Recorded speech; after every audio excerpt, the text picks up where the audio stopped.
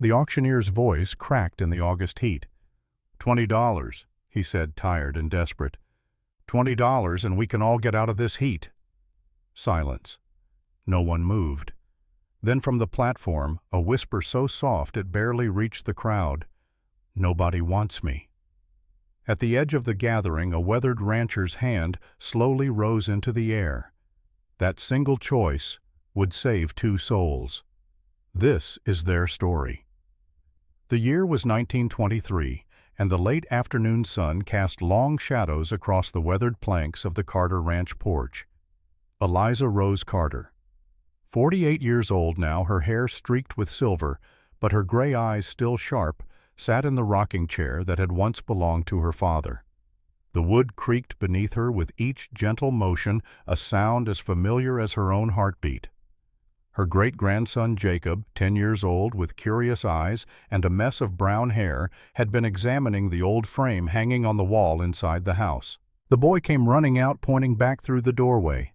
"Grandma," Eliza, Jacob said, catching his breath, "why do we have that old piece of paper on the wall, the one in the frame?" Eliza looked at the boy, seeing in those young eyes the same wonder she had once possessed. She settled deeper into the rocking chair, her hands folded in her lap, her gaze drifting across the land that had been her home for 40 years. "That piece of paper," Eliza said, her voice carrying the weight of decades, "is where this family truly began.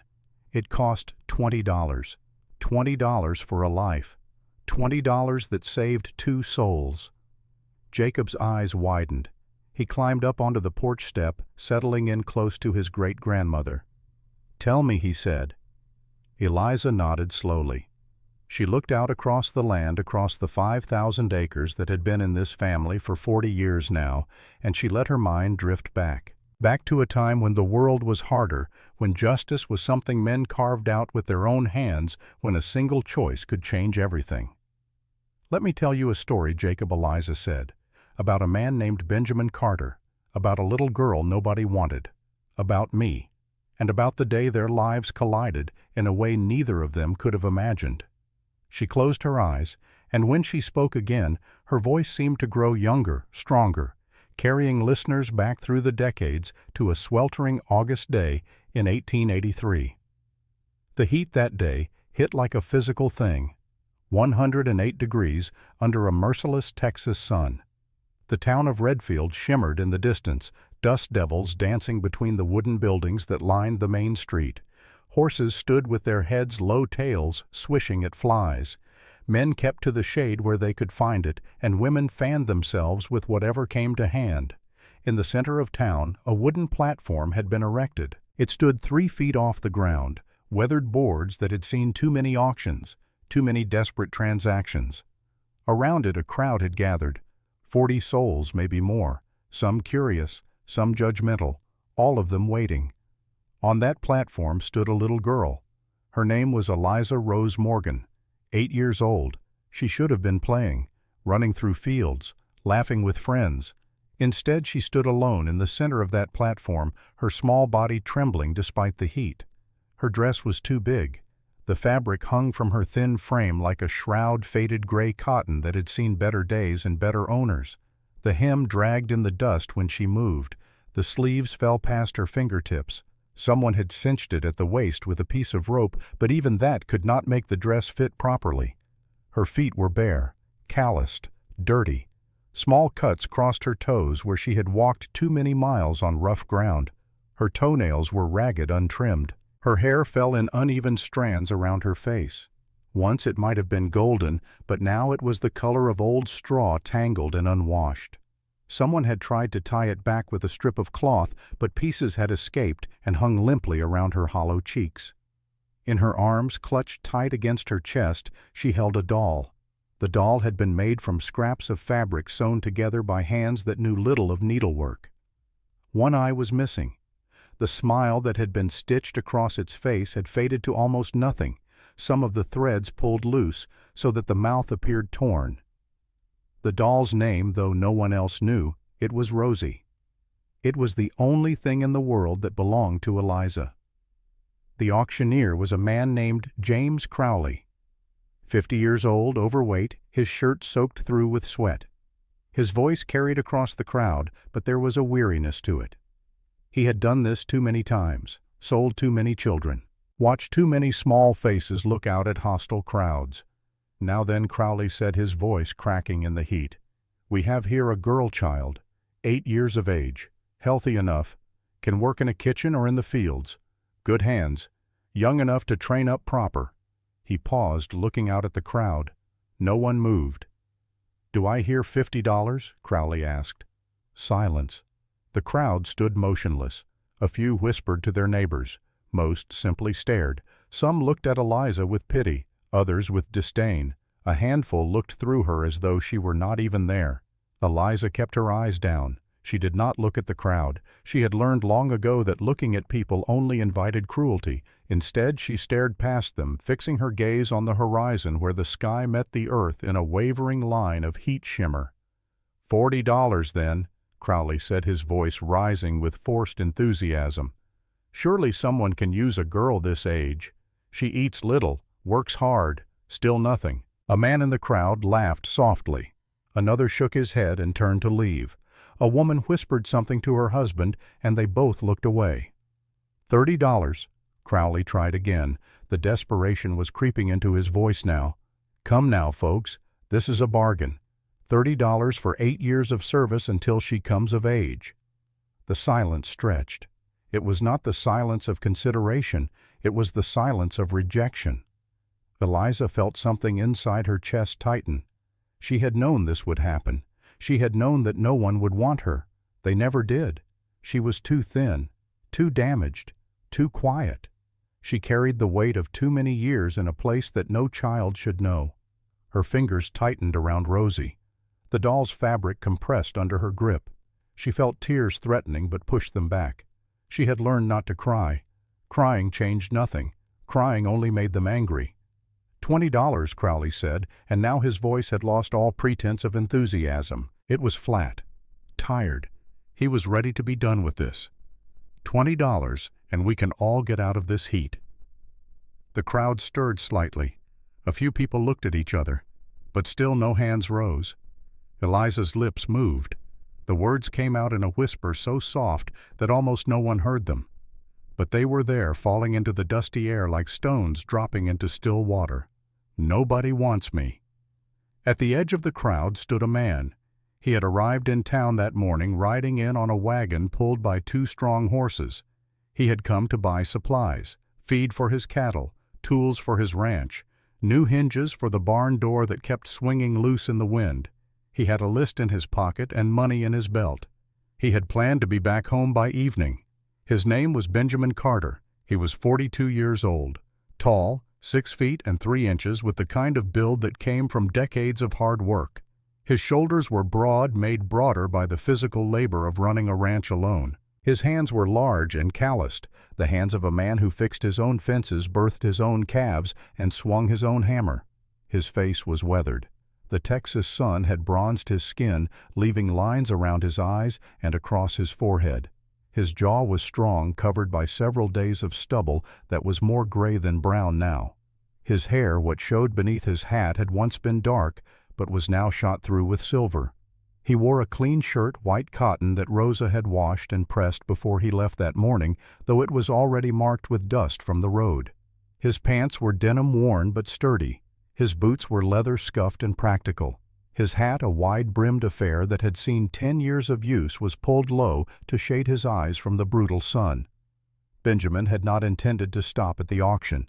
He had been loading sacks of grain into his wagon when he heard the crowd gathering. Curiosity, nothing more, had drawn him over. He had stood at the back watching with detached interest, until he saw the girl, until he heard her whisper those 4 words. "Nobody wants me." Something in Benjamin's chest seized. The words hit him like a physical blow, and suddenly he was no longer standing in the dusty Texas heat. He was 9 years old again. It was winter. The year was 1850. He was sitting in a train station in St. Louis, his small body shivering in clothes too thin for the cold. His parents had died 3 weeks earlier. A wagon accident. The horse had spooked the wagon, had overturned, and both his mother and father had been killed instantly. Benjamin had been at school. He had come home to find neighbors gathered at his house, their faces grave, their voices hushed. The funeral had been quick.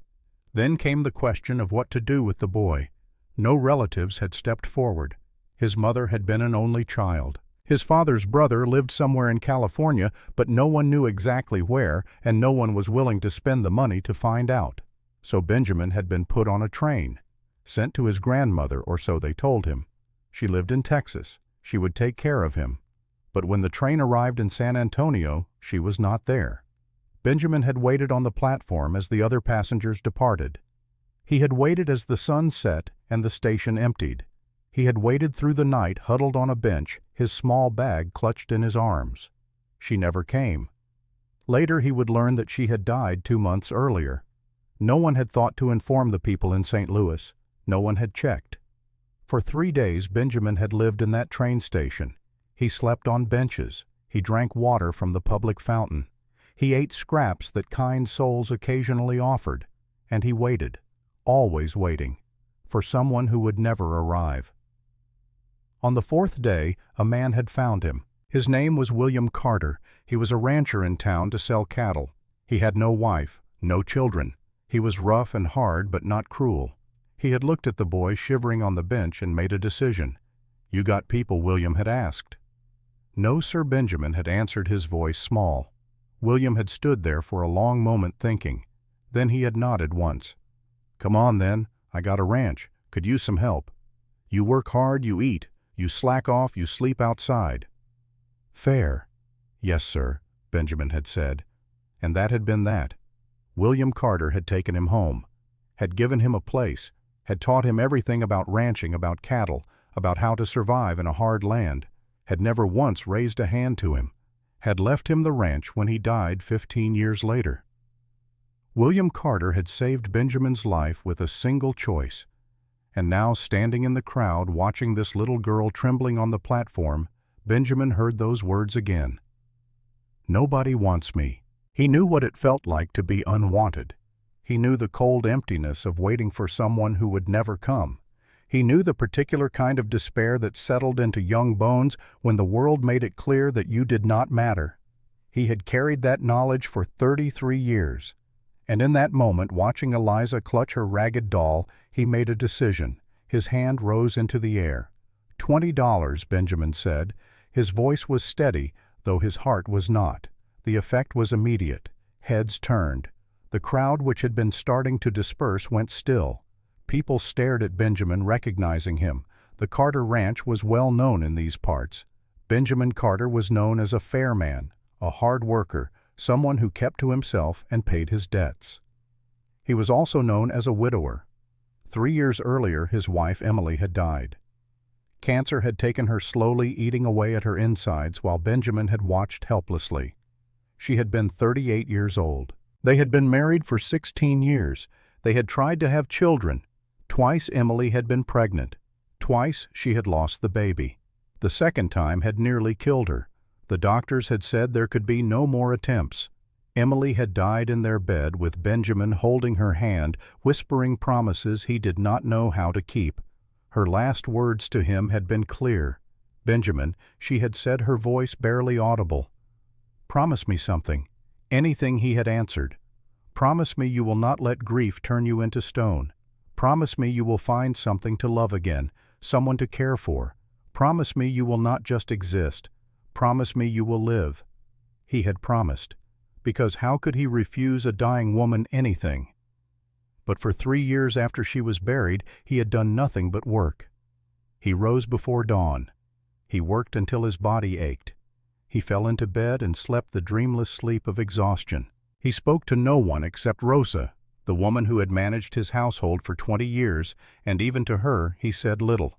He had been turning into stone just as Emily had feared, and now, for reasons he could not fully articulate, he had just offered $20 for a girl he did not know.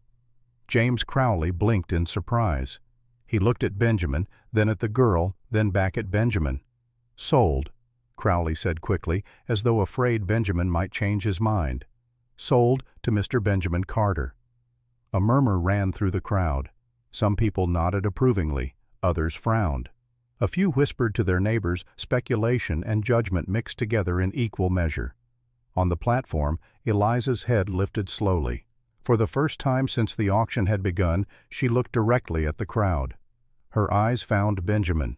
They were gray, those eyes, the color of storm clouds, and they carried a weight that no 8-year-old should bear.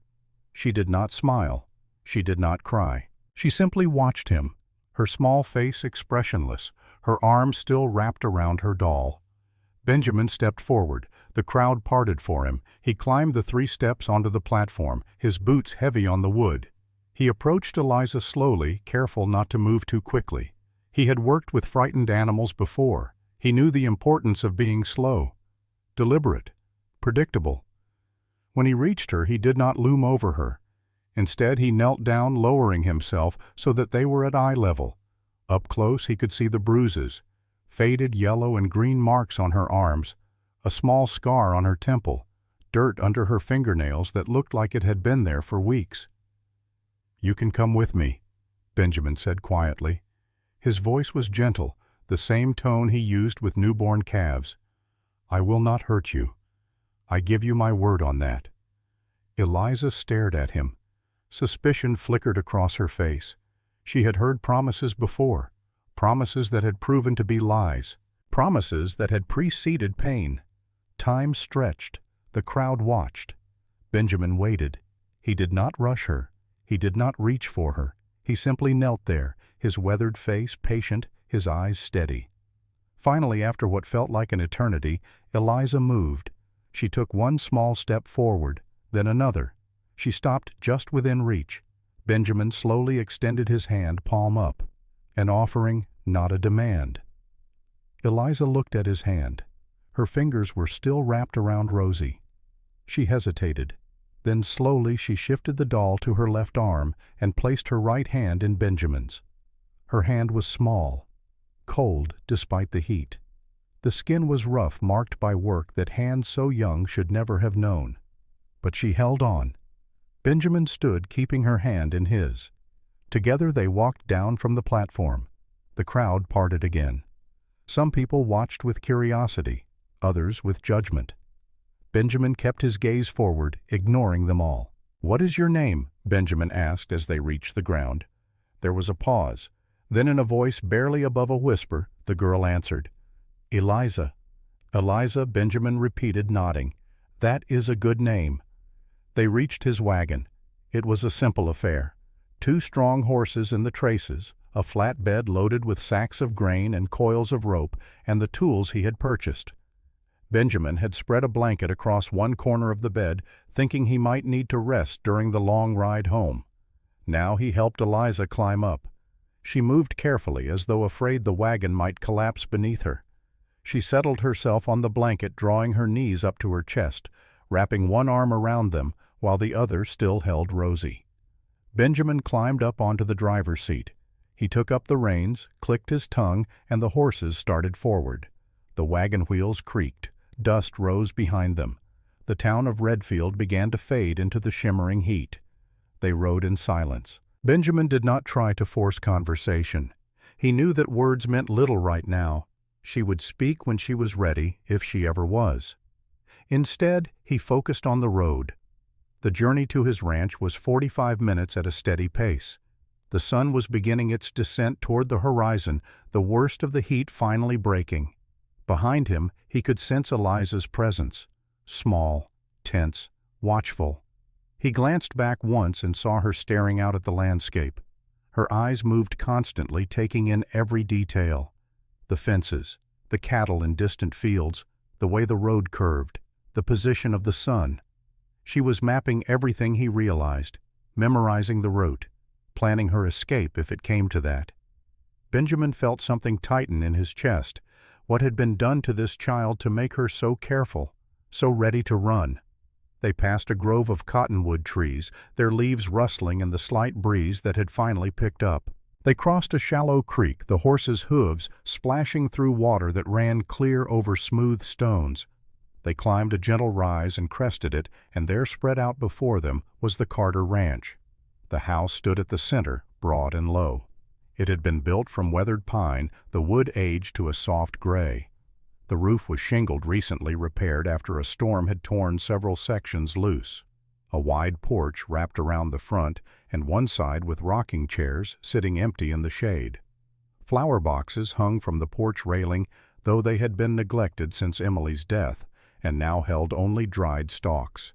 Behind the house stood the barn, a large structure painted red many years ago, the color now faded to rust. Next to it was the stable where the horses were kept at night. Beyond that, the bunkhouse where the ranch hands slept, though Benjamin currently had only 2 hands working for him, and they were out on the range tending the cattle. Fences stretched in every direction, marking off pastures. Cattle grazed in the distance, brown and white dots against the golden grass. A windmill turned slowly near the barn, pumping water into a large wooden trough. Smoke rose from the chimney of the main house. Someone was cooking. That would be Rosa. "This is home," Benjamin said, pulling the wagon to a stop in front of the house. He was not sure why the word felt strange in his mouth. Perhaps because it had not felt like home in 3 years. It had just been a place where he slept. Eliza did not move. She sat in the back of the wagon, staring at the house like it might transform into something dangerous if she believed in it too quickly. Benjamin climbed down slowly. He did not rush her. Instead, he leaned against the wagon, waiting, giving her time, giving her space. The front door opened. Rosa Martinez stepped out onto the porch, wiping her hands on her apron. She was 56 years old, her black hair streaked with gray and pulled back in a tight bun. Her face was lined but kind, her dark eyes sharp with intelligence. She had been born in Mexico, had come to Texas as a young woman, and had worked for the Carter family since before Benjamin had married Emily. Rosa stopped short when she saw the child in the wagon. Her eyes widened. She looked at Eliza, then at Benjamin, her expression shifting from surprise to confusion to something that might have been concern. "Benjamin," she said slowly, her English accented but clear. "What have you done?" Benjamin met her gaze. "I brought home a girl," he said simply. Rosa descended the porch steps. She approached the wagon, her movements measured. She studied Eliza carefully, taking in the oversized dress, the bare feet, the way the child held herself ready to flee. "I see that," Rosa said. She looked at Benjamin again. "And I assume there is a story." Later, Benjamin replied, "For now, she needs food and a place to rest." Rosa nodded once. She had worked with Benjamin long enough to know when not to press. She turned her attention fully to Eliza. "Hello, child," Rosa said, her voice gentle. She crouched down, bringing herself to the girl's level. "My name is Rosa. You are safe here." Safe. It was a word Eliza had heard before, usually right before it proved to be a lie. She said nothing. Her eyes moved from Rosa to Benjamin and back again, assessing, calculating. Rosa did not take offense at the silence. Instead, she straightened and moved to the back of the wagon, holding out her hand. "Come," she said. "Let me show you inside." Eliza hesitated. She looked at Benjamin. He nodded slightly, a gesture of reassurance. Eliza shifted, setting Rosie down carefully on the blanket. Then she climbed down from the wagon, moving with a caution that spoke of too many harsh lessons learned. She followed Rosa toward the house, but kept several steps between them. Benjamin gathered the reins and led the horses toward the barn. He would need to unload the supplies, but first he wanted to give them space. Inside the house, the temperature was noticeably cooler. The thick walls and shuttered windows kept out the worst of the heat. The main room served as both kitchen and living area. A large table dominated the center, surrounded by 8 chairs. A cast-iron stove sat against one wall, radiating warmth even now. Shelves lined the walls, holding dishes and pots and jars of preserves. Dried herbs hung from the ceiling beams, filling the air with the scent of sage and rosemary. Eliza paused just inside the doorway. Her eyes darted around the room, cataloging everything. The doors, the windows, the corners, looking for exits, looking for places to hide. Rosa noticed, but said nothing. She had seen fear before. She knew it needed time and space. First, Rosa said, "We wash up. Then we eat." She led Eliza to a basin that stood on a small table near the back door. She poured water from a pitcher, testing the temperature with her fingers. Then she dampened a cloth and gently offered it to Eliza. Eliza took the cloth. She scrubbed at her hands and face, the water turning gray with accumulated dirt. As the grime washed away, the bruises became more visible, old ones fading to yellow, but also fresher marks purple and blue. Rosa's jaw tightened, but she kept her expression neutral. She handed Eliza a towel. Eliza dried her face, then her hands. She set the towel down carefully as though worried she might damage it. Rosa guided her to the table. A large pot of stew simmered on the stove, filling the room with the rich smell of beef and vegetables. Rosa ladled a generous portion into a bowl and set it in front of Eliza. She added a thick slice of bread still warm from the oven. She poured a glass of milk. Eliza stared at the food. Her stomach cramped with hunger, but she did not move. Her hands remained in her lap, clenched into small fists. Rosa settled into a chair across from her. "Eat, child," she said softly. Eliza did not eat. She stared at the bowl as though it might disappear. A minute passed, then another. Rosa waited patiently. Finally, as though a dam had broken, Eliza moved. Her hands shot out, grabbing the bread. She shoved it into her mouth, chewing frantically, barely swallowing before taking another bite. She reached for the spoon, scooping up the stew, eating with a desperation that bordered on violence. She ate too fast. She choked, coughing, her eyes watering. Rosa half stood concerned, but Eliza waved her off and kept eating. Rosa gently pulled the bowl back slightly. "Enough," she said, her voice kind but firm. "There will be more. No one is taking it away." Eliza looked up, her eyes wide with something close to panic. Her breathing was rapid. Her hands trembled slightly. Rosa met her gaze steadily. "I promise you," she said, "there is always more. You will never go hungry here." Eliza searched Rosa's face, looking for the lie. She did not find one. Slowly, reluctantly, she nodded. Rosa pushed the bowl back toward her. "Now eat, but slower. You will make yourself sick." Eliza picked up the spoon again. This time she ate more carefully. Still quickly, but not with the same frantic intensity. She finished the bowl. Rosa refilled it without being asked. Eliza ate the second bowl as well, along with another piece of bread and all of the milk. When she finally pushed the empty bowl away, her small stomach was visibly distended. She looked exhausted, as though the act of eating had drained every bit of energy from her body. Rosa stood and moved to the hallway that led to the back of the house. "Come," she said. "I will show you where you sleep." Eliza followed, still maintaining that careful distance. They walked down a short hallway. Rosa opened a door to a small room. It held a narrow bed with a clean mattress and fresh white sheets. A small table stood next to the bed with an oil lamp. A chair sat in the corner. The window looked out onto the yard. "This is your room," Rosa said. "You may close the door if you wish. No one will come in without asking." Eliza stood in the doorway. She did not enter. Her eyes moved over the room, lingering on the bed. Rosa waited. When Eliza made no move to enter, Rosa simply nodded. "Take your time," she said. "I will be in the kitchen if you need anything." She left Eliza standing there and returned to the main room. Benjamin had come in from the barn. He stood near the stove, his hat in his hands, watching as Rosa approached. "She ate like someone starved her," Rosa said quietly. "And there are bruises, many bruises, old and new." Benjamin's hands tightened on his hat. What kind of place was she in? Whatever it was, Rosa said, her voice hard, it was not a good place. That night, after the sun had set and the house had grown quiet, Benjamin checked on Eliza. Her door was open as Rosa had left it. He looked inside. The bed was empty. The sheets were undisturbed. For a moment, panic seized him. Had she run? But no, the front door was still latched from the inside. He stepped into the room, looking around. Then he saw her.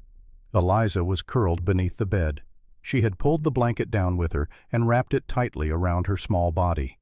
Her eyes were open, staring into the darkness. She was not asleep. She was watching, waiting. Benjamin's throat tightened. He stood there for a long moment, looking at this child who felt safer under a bed than in one. He wanted to tell her it was all right. He wanted to promise her that no one would hurt her here. But he knew words meant nothing, not yet. So instead he simply backed out of the room, leaving the door open, leaving the lamp burning low on the table so she would not be in complete darkness. He found Rosa in the kitchen. She was sitting at the table, her hands wrapped around a cup of coffee that had long since gone cold. "She is sleeping under the bed," Benjamin said quietly. Rosa closed her eyes briefly. Then she looked up at him. "What did they do to her, Benjamin?" "I do not know," he answered, "but I intend to find out." Rosa nodded. Then she asked the question that had been on her mind since he arrived home.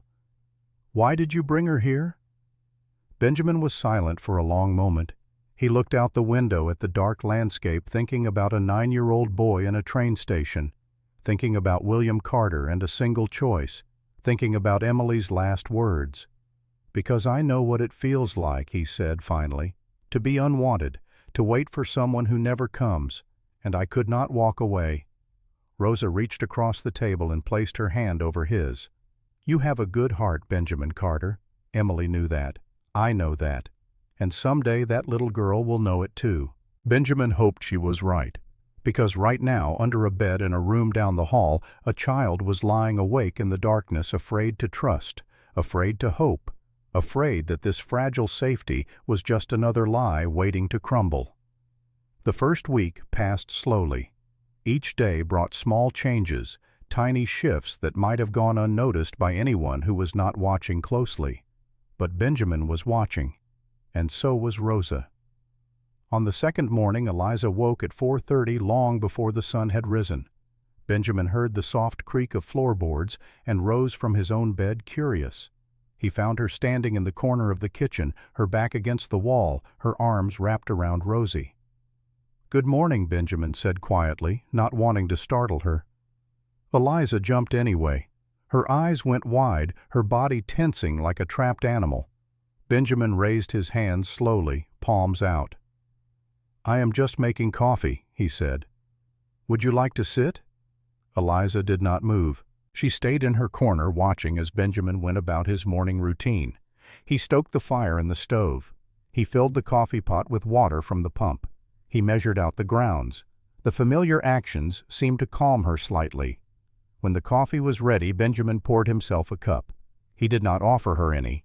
She was too young for coffee, and he did not want to seem like he was trying to bribe her. Instead, he simply sat at the table and drank, letting the silence stretch between them. After 10 minutes, Rosa emerged from her room. She took in the scene immediately, Eliza in the corner, Benjamin at the table, the careful distance between them. "Buenos dias," Rosa said cheerfully, as though nothing were unusual. She began preparing breakfast. Eggs, bacon, biscuits. She moved through the kitchen with practiced efficiency, talking to herself in Spanish, humming occasionally. Eliza watched her. Slowly, almost imperceptibly, she relaxed. The wall at her back seemed to give her confidence. She could see both doors from here. No one could approach without her knowing. When breakfast was ready, Rosa set 3 plates on the table. "Sit, child," she said to Eliza. "Come eat." Eliza hesitated. Then, moving as though she expected the floor to give way beneath her, she crossed the kitchen and sat in the chair farthest from both Benjamin and Rosa. She ate quickly, as she had the night before, but Rosa had given her smaller portions this time, just enough to satisfy without making her sick. On the third day, Eliza followed Benjamin outside. She kept a distance of at least 20 feet, but she followed. Benjamin was working on repairing a section of fence near the barn. He had brought his tools, his mind focused on the task. He pretended not to notice her standing in the shade of a cottonwood tree watching. He worked steadily, replacing rotted boards, hammering in new nails. The sound of the hammer was loud in the quiet morning. After an hour, he paused to wipe the sweat from his face. He glanced over and saw that Eliza had moved closer. She was perhaps 15 feet away now, partially hidden behind a water trough. Benjamin said nothing. He simply returned to his work. An hour later, when he had finished, he gathered his tools. As he turned to head back to the barn, he noticed something on the ground near where Eliza had been standing. A small pile of nails carefully arranged. She must have picked them up from where they had fallen and placed them there for him. Benjamin looked around. Eliza was gone already, back at the house, but the nails remained a small offering, a tentative bridge. Benjamin picked them up and carried them to the barn. His chest felt tight. On the 5th day, Eliza spoke. It was at dinner. Rosa had made chicken stew, and Eliza had eaten her portion slowly, as Rosa had taught her. When she finished, she set her spoon down carefully. Then, in a voice so quiet it was almost lost in the room, she said 3 words. "Thank you, Rosa." Rosa paused her own spoon halfway to her mouth. She looked at Eliza, her eyes suddenly bright with moisture. "You are welcome, Pequeña," she replied. On the 7th day, a storm rolled in. It came fast, as Texas storms often did. The sky went from clear blue to roiling black in less than an hour. The wind picked up, whipping through the trees, sending dust devils spinning across the yard. The first drops of rain hit hard, splattering against the windows like thrown pebbles. Then came the thunder. It was a deep rolling boom that seemed to shake the very foundations of the house. It crashed overhead, loud and violent. Eliza, who had been sitting at the table drawing on a piece of paper Rosa had given her, went rigid. Her pencil clattered to the floor. Her hands flew to her head, covering her ears. Her eyes squeezed shut. The thunder came again, closer this time. A brilliant flash of lightning illuminated the room. Eliza screamed. It was not a loud scream. It was small, choked, desperate. She dropped from the chair to the floor, curling into a ball, her arms over her head, her whole body shaking. Benjamin, who had been in the other room, came running. Rosa was already there, crouching near Eliza, but careful not to touch her. "Eliza, Pequeña," Rosa said. "You are safe. It is just a storm." But Eliza was not hearing her. She was somewhere else, somewhere dark, somewhere terrifying. Benjamin dropped to his knees a few feet away. He remembered Rosa's warning from days earlier. "Do not touch someone who is frightened. Let them come to you." "Eliza," Benjamin said, his voice steady and calm despite the fear he felt for her. "You are safe. The thunder cannot hurt you. I promise." Another crack of thunder. Eliza flinched violently, a sob escaping her throat. Benjamin kept talking. "It is just noise," he said. "Loud noise, yes, but only noise. The storm will pass. They always pass." The rain hammered against the roof now, a steady drumming that partially masked the thunder. Minutes passed. Benjamin stayed where he was, kneeling on the hard floor, his knees aching. He kept talking, kept his voice low and even. "I will not let anything hurt you," he said. "You are here, with me, with Rosa. We are here. The storm is out there. It cannot reach you." Slowly, incrementally, Eliza's shaking began to subside. Her breathing, which had been rapid and shallow, started to deepen. Her hands lowered slightly from her head. Benjamin, Rosa said quietly, "I think she was locked somewhere during storms before. Somewhere dark." Benjamin felt rage flare hot in his chest. He tamped it down. Anger would not help now. "Eliza," he said, "can you hear me?" A tiny nod. "I am here, right here. If you open your eyes, you will see me." Another pause. Then slowly Eliza's eyes opened. They were wide, glazed with fear, but they focused on Benjamin's face. "There you are," Benjamin said softly. "See? Just me. Just Rosa. Just this room." Thunder rolled again, but quieter now, the storm beginning to move away. Eliza flinched, but did not curl up again. "The storm is leaving," Benjamin said. "Can you hear it? It is getting farther away. Soon it will be gone, and the sun will come back out." Eliza stared at him. He could see her trying to process his words, trying to believe them. 20 minutes later, the thunder was indeed fading into the distance. The rain had slowed to a steady patter. Light was beginning to break through the clouds. Eliza was still on the floor, but she was sitting up now, her back against the wall. Rosa had brought her a blanket and wrapped it around her shoulders. Eliza held it tight, her knuckles white. Benjamin was still there, sitting cross-legged on the floor, several feet away. His legs had gone numb, but he had not moved. "See?" he said. "The storm passed. Just like I said." Eliza looked at him. Her eyes were red-rimmed, her face pale.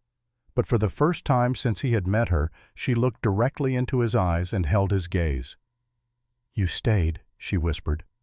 "I will always stay," Benjamin replied. That night Eliza still slept under the bed. But the door to her room remained open, and when Benjamin checked on her, he saw that her eyes were closed. She was actually sleeping, not watching, not waiting. It was a small victory, but it felt like a beginning. On the 10th evening, Benjamin sat on the front porch as the sun set. The sky was painted in shades of orange and purple, the heat of the day finally breaking into a comfortable warmth. He heard the door open behind him.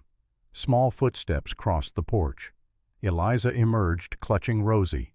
She hesitated at the top of the steps, then slowly lowered herself to sit on the top step about 6 feet from where Benjamin sat in his chair.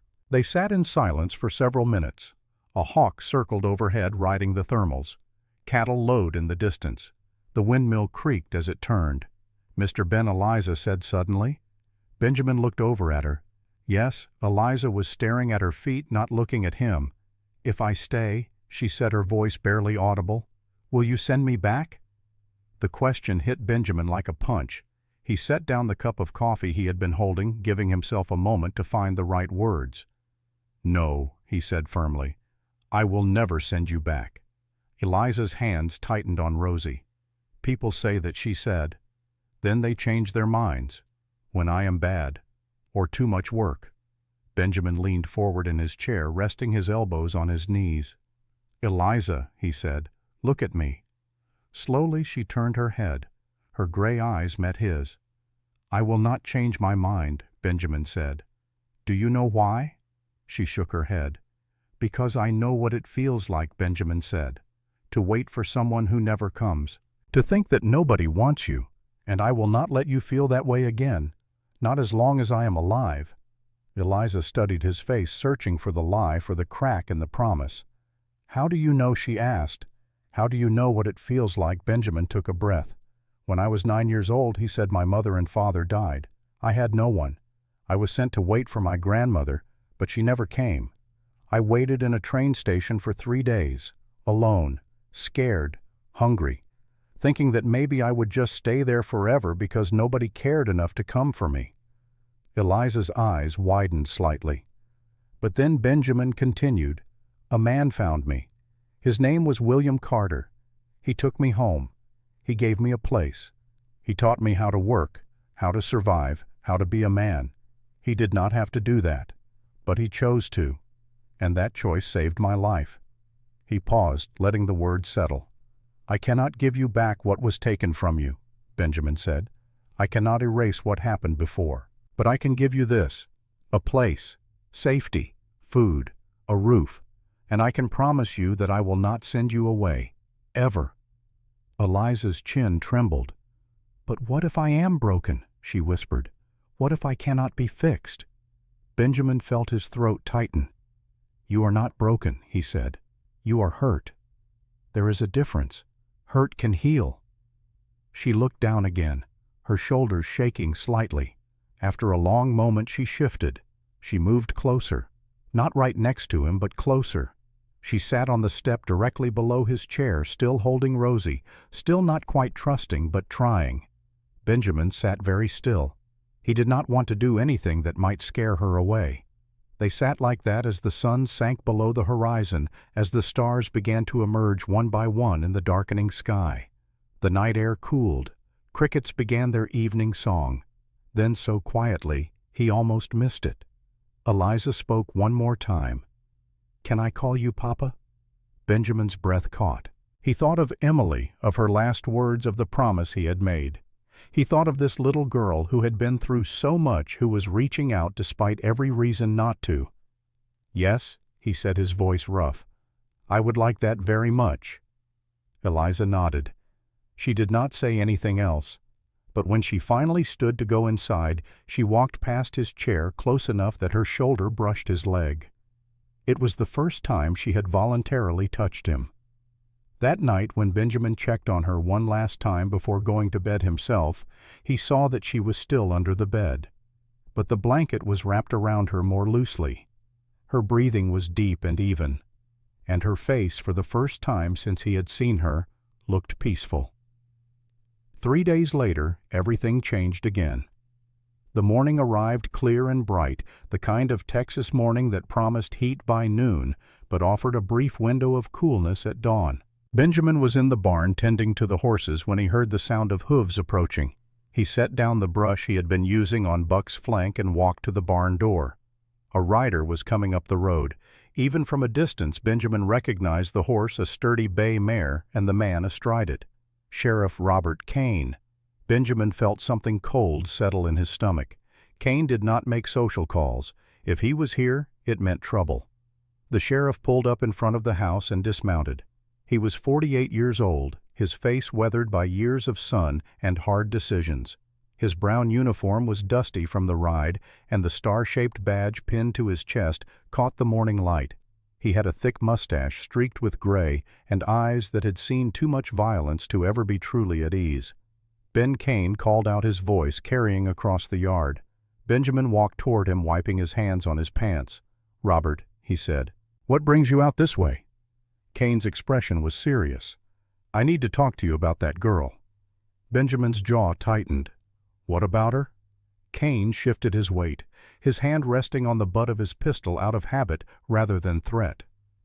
"Redfield Children's Home sent a telegram to my office yesterday. They are filing a complaint with the county judge. On what grounds?" "They claim the auction was not legally authorized by the state. They say you have no right to the child." Inside the house, Rosa had appeared at the window. She could not hear the conversation, but she could see Benjamin's posture, the way his shoulders had gone rigid. She looked around for Eliza and found her in the kitchen, sitting at the table with a piece of charcoal drawing simple pictures on scraps of paper that Rosa had given her. "Stay here, Pequeña," Rosa said quietly. "I will be right back."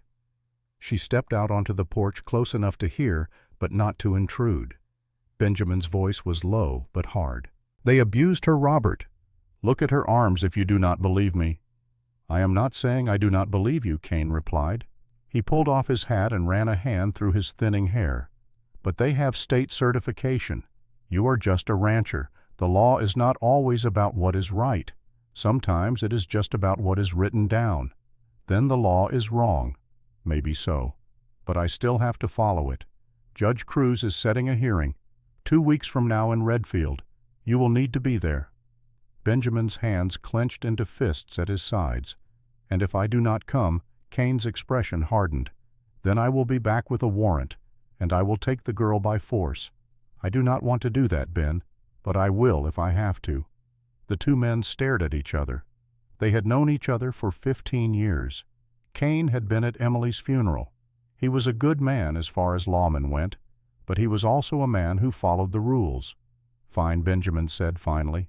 "I will be there, but I am not giving her back." Kane nodded slowly.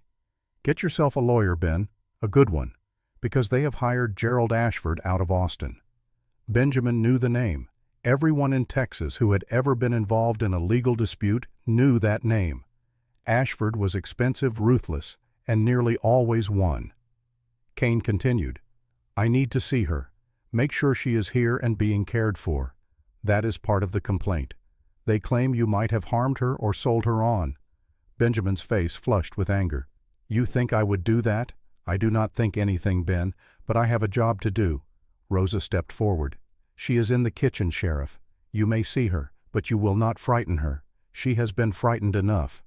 Kane followed Rosa inside with Benjamin close behind. Eliza was still at the table, but she had set down her charcoal. She was watching the door with wide eyes, her small body tense.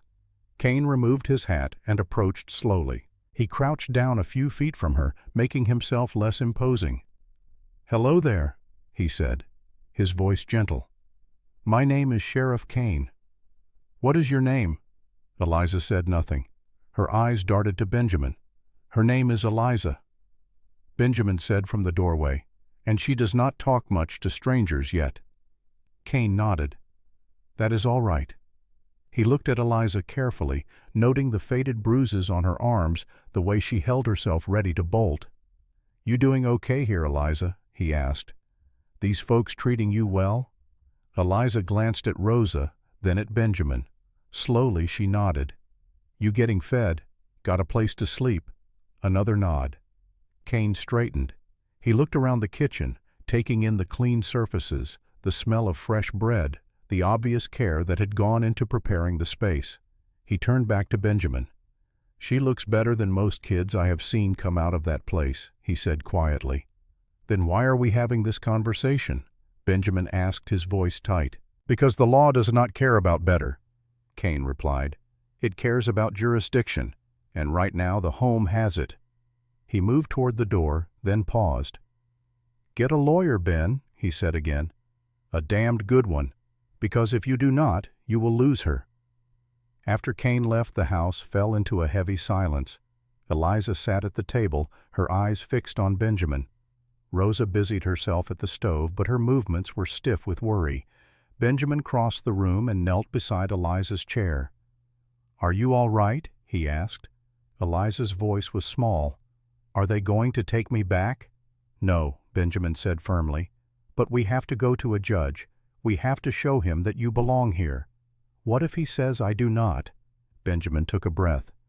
"Then we will appeal. We will go to another judge, and another. I will not stop fighting." Eliza looked down at the drawing she had been making. It was a simple picture of a house with a barn beside it. A stick figure of a man and a smaller figure of a girl stood in front of the house. A woman stood nearby. Even in charcoal on rough paper the meaning was clear. This was home. This was family. "I do not want to go back," Eliza whispered. "You will not," Benjamin promised.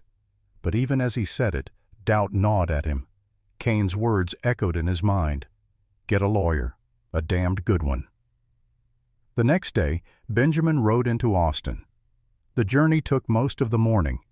The city was bigger than Redfield, with buildings that stood 2 and 3 stories tall, streets crowded with wagons and horses, and people going about their business. Benjamin had always felt uncomfortable in cities. They were too loud, too crowded, too full of people with agendas he did not understand. But today, he had an agenda of his own. He found the office of Ellen Price on the 2nd floor of a brick building on Congress Avenue. A sign on the door read, "Attorney at Law," in neat black lettering. Benjamin knocked and heard a voice call from within to enter. The office was small but organized. Bookshelves lined 2 walls filled with leather-bound volumes of law books. A desk sat beneath the window, papers neatly stacked, and inkwell and pen ready. Behind the desk sat a woman. Ellen Price was 36 years old. She was tall for a woman, nearly 5 feet and 10 inches, with dark brown hair pulled back in a severe bun. She wore a gray suit jacket over a white blouse, practical clothing that suggested she cared more about function than fashion. Her eyes were blue and sharp, missing nothing. She looked up as Benjamin entered, her expression neutral. "Can I help you?" "My name is Benjamin Carter. I need a lawyer." Ellen gestured to the chair across from her desk. "Sit. Tell me what you need." Benjamin sat, his hat in his hands. He told her everything. The auction, Eliza, the bruises, the way she slept under the bed, the telegram from Redfield, Cain's visit, the hearing in 2 weeks. Ellen listened without interrupting. When he finished, she leaned back in her chair and studied him. "Mr. Carter," she said, "I will be honest with you. This will not be easy. I do not care about easy. I care about winning." Ellen allowed herself a small smile. "Good. Because Redfield Home has state funding. They have political connections. Judge Cruz is," she paused, choosing her words carefully, "not known for favoring individual plaintiffs over institutions. So what chance do I have?" Ellen leaned forward, her hands flat on the desk. "The truth. And if we can prove abuse, real documented abuse, Judge Cruz will have no choice but to rule in your favor. The law is murky on custody, but it is very clear on child welfare. If we can show that the home was negligent or worse, we win. What do you need?" Ellen pulled out a sheet of paper and began writing. "First, a medical examination. I need a doctor to document every injury, every scar, everything. Second, testimony from anyone else who lived at that home. If we can find even one other person willing to testify about the conditions there, it strengthens our case considerably. Third, your financial records. I need to prove you are capable of providing for a child. And fourth, character witnesses, people who can vouch for you." Benjamin nodded slowly. "I can get all of that." "You have 2 weeks," Ellen said. "Use them wisely." They shook hands. Benjamin paid her retainer half the money he had been saving for new cattle and left. The sun was high now, the day sweltering. But Benjamin barely noticed the heat. His mind was already working through the list Ellen had given him. He stopped at the office of Dr. Henry Walsh on his way out of Austin. Walsh was 64 years old, a widower who had been practicing medicine for over 40 years. He had delivered Benjamin and Emily's first child, the one who had not survived. He had been there when Emily died. He was a good man and a thorough doctor. Benjamin explained the situation. Walsh listened, his weathered face growing grave. "Bring her to my office," he said. "She will not come to town," Benjamin replied. "She is too scared." "Can you come to the ranch?" Walsh considered. It was highly irregular to make house calls for this sort of thing, but he looked at Benjamin's face and saw the desperation there. "All right," he said. "Tomorrow afternoon." True to his word, Walsh arrived at the Carter Ranch the following afternoon. He carried a black leather bag filled with instruments and supplies. Rosa met him at the door and led him to the kitchen where Eliza sat, her hands gripping the edge of the table. "Hello there, Walsh," said his voice grandfatherly and kind. "My name is Dr. Walsh. I am here to make sure you are healthy. Is that all right?" Eliza looked at Benjamin. He stood in the doorway, giving her a clear line of sight to him. "It is all right," he said. "He will not hurt you. I promise." Rosa pulled a chair close to Eliza. "I will stay right here, Pequeña," she said. Walsh moved slowly, explaining everything before he did it. "I am going to listen to your heart now. This will feel cold. I am going to look at your arms. I am going to check your breathing." Each time he waited for a small nod of permission before proceeding. The examination took an hour. Walsh was thorough. He noted the healed fractures in her ribs. He documented the scars on her back, measuring them, sketching their positions. He found the burn mark on her right hand, a circular scar consistent with hot metal being pressed against her skin. He checked her teeth and gums, finding signs of malnutrition. He measured her weight and height, comparing them to what they should be for a girl her age. When he finished, he packed his instruments carefully. Then he pulled Benjamin aside out of Eliza's hearing. His face was pale with barely suppressed anger. "This child was tortured," he said, his voice low and shaking. "There is no other word for it. The rib fracture happened at least 8 months ago and healed improperly because it was never set. The burns are deliberate. The scarring on her back is from repeated beatings with some kind of leather implement, probably a strap or a belt. The malnutrition is severe. She should weigh at least 50 pounds. She weighs 38. Benjamin felt his hands shaking. "Can you put all that in a report? I will have it ready in 3 days, Walsh said. 5 pages, every detail documented. And Mr. Carter," he added, his voice fierce, "you win this case. You hear me? You win it, because if that child goes back to whatever hell she came from, it will kill her. Maybe not right away, but it will kill her." Benjamin promised he would. While Benjamin focused on gathering evidence, Ellen Price worked her own channels. She knew people in Austin who knew people in Redfield. Within 3 days, she had found Sarah Mitchell. Sarah was 21 years old. She worked as a maid in a boarding house in Austin, living in a small room in the attic, earning just enough to feed herself. She had left Redfield Children's Home on her 21st birthday, the day she was legally no longer a ward of the state. Ellen met her in a tea room, a quiet place where they could talk without being overheard. Sarah was thin, her hands rough from work, her eyes carrying the same haunted quality that Eliza's held. Ellen explained the situation. "I need you to testify about what happened at Redfield Home," she said, "about the conditions, the treatment of the children." Sarah's face went pale. "If I do that, she will find me. Who, Mrs. Hargrove? She has people, connections. I have spent 3 years staying invisible. If I testify, she will know where I am." Ellen leaned forward. "You will be under the protection of the court. And more importantly, you will be saving other children, children who are still there, children like you were." Sarah was silent for a long time. She stared into her teacup, her jaw working. Finally, she looked up. "What do you need me to say?" "The truth," Ellen replied. Sarah nodded slowly. "All right, for the children's still there. But you have to promise me something." "What, that man? The one who took the girl? Promise me he is not like the others. Promise me he is not buying her," for she could not finish the sentence. Ellen met her gaze steadily. "I have met him. He is not like that. He is a good man who wants to give a child a home." Sarah searched her face. "Then I will testify." 1 week before the hearing, Ellen returned to the Carter Ranch. She brought with her a stack of papers, legal documents, and depositions and statements. She also brought news.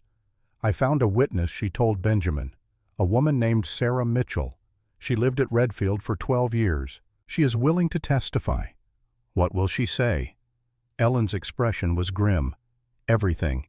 Beatings, starvation, children locked in cellars. She mentioned a girl who died, 6 years old. She was beaten so badly she never woke up. The home claimed it was fever, but Sarah says otherwise.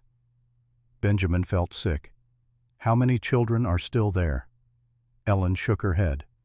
37, according to state records, 37 children living in those conditions. She turned to face him directly. "Mr. Carter, we need to discuss Eliza's testimony." "What about it?" "The judge will likely want to hear from her. Not because he doubts the evidence, but because the other side will claim she is making things up, or that you are putting words in her mouth. If she can speak for herself, even briefly, it will make all the difference." "She is 8 years old," Benjamin said. "You want to put her in front of a room full of strangers and make her talk about what was done to her." "I do not want to," Ellen replied. "But it might be necessary. The decision has to be hers. We cannot force her." That evening Ellen sat with Eliza in the kitchen. Rosa had made cookies, and Eliza nibbled on one while Ellen explained what would happen at the hearing. She kept her language simple, her tone gentle. "The judge is like a teacher," Ellen said. "He listens to people tell their stories, and then he decides what is fair. Mr. Ben and I are going to tell him that you should stay here, but the people from Redfield are going to say you should go back there." Eliza's hand stilled the cookie halfway to her mouth. "I do not want to go back." "I know," Ellen said, "and that is why I need to ask you something. Would you be willing to tell the judge what happened to you? What they did?" Eliza's face went pale. Her hand began to shake. "I cannot. You do not have to." Ellen assured her quickly, "Mr. Ben and I will fight for you no matter what. But if you can, be brave enough to tell him, it would help. What if he does not believe me? We have Dr. Walsh's report. We have Sarah's testimony. We have evidence. But hearing it from you," she paused, "it makes it real in a way that paper cannot." Eliza looked at Benjamin, who had been standing quietly in the doorway. He crossed the room and knelt beside her chair. "Sweetheart," he said, "this is your choice. No one will be angry if you say no, and no one will force you if you are not ready." Eliza's eyes filled with tears. "What if I am too scared?" "Then you are too scared," Benjamin said simply. "And that is all right. But what if they take me back because I did not talk?" "Then I will keep fighting," Benjamin said. "I will appeal.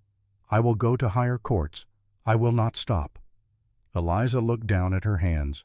Rosa had taught her to read a little, and she traced the lines on her palm as though they might spell out an answer. Finally she spoke, her voice barely above a whisper. "There was a girl," she said. "Her name was Mary. She was 6, Mrs. Hargrove beat her for spilling milk at breakfast. Mary fell down. She did not get back up. They said she had a fever, but I saw what happened. I saw the bruises." Tears were running down Eliza's face now. "If I do not tell," she said, "Mrs. Hargrove will hurt other kids, like she hurt Mary, like she hurt me." She looked up at Benjamin, her small face determined despite the fear in her eyes. "I will do it. I will tell the judge. For Mary." Benjamin pulled her into his arms. It was the first time he had done so, and for a moment he worried she would pull away. But she did not. Instead, she wrapped her thin arms around his neck and held on tight. "You are the bravest person I know," Benjamin whispered. The day of the hearing arrived hot and still. Late summer in Texas offered no mercy, the heat pressing down like a weight. Benjamin dressed carefully, wearing his best suit, the one he had worn to Emily's funeral. Rosa had pressed it and mended a small tear in the sleeve. Eliza wore a new dress that Rosa had made for her. It was blue, the color of a summer sky, with white lace at the collar and cuffs. Rosa had brushed Eliza's hair until it shone, pulling it back with a ribbon. For the first time since Benjamin had met her, Eliza looked like what she was, a little girl. But her eyes still carried that weight. They rode to Redfield in the wagon, the three of them sitting close together in the heat. Ellen met them at the courthouse steps. The building was imposing, 2 stories of red brick with white columns and a clock tower that chimed the hour. Inside the courtroom was already filling with people. Some were there out of genuine interest. Others were simply curious, drawn by gossip and the promise of drama. They filed into the wooden benches that lined both sides of the room, whispering to each other behind their hands. At the front of the room sat Judge Martin Cruz. He was 60 years old, his hair completely white, his beard long and neatly trimmed. He wore black robes and an expression of stern impartiality. He had been a judge for 23 years and had heard thousands of cases. But even he looked uncomfortable with what was about to unfold. At one table sat Ellen Price, with space for Benjamin and Eliza beside her. At the other table sat Gerald Ashford. He was 52 years old, thin and sharp-featured with cold eyes and a mouth that seemed to naturally turn down at the corners. His suit was expensive, his shoes polished to a mirror shine. He exuded confidence. And beside him sat Mrs. Constance Hargrove. Eliza saw her and went rigid. Her hand shot out and grabbed Benjamin's arm, her fingers digging in with surprising strength. Rosa put a protective arm around her shoulders.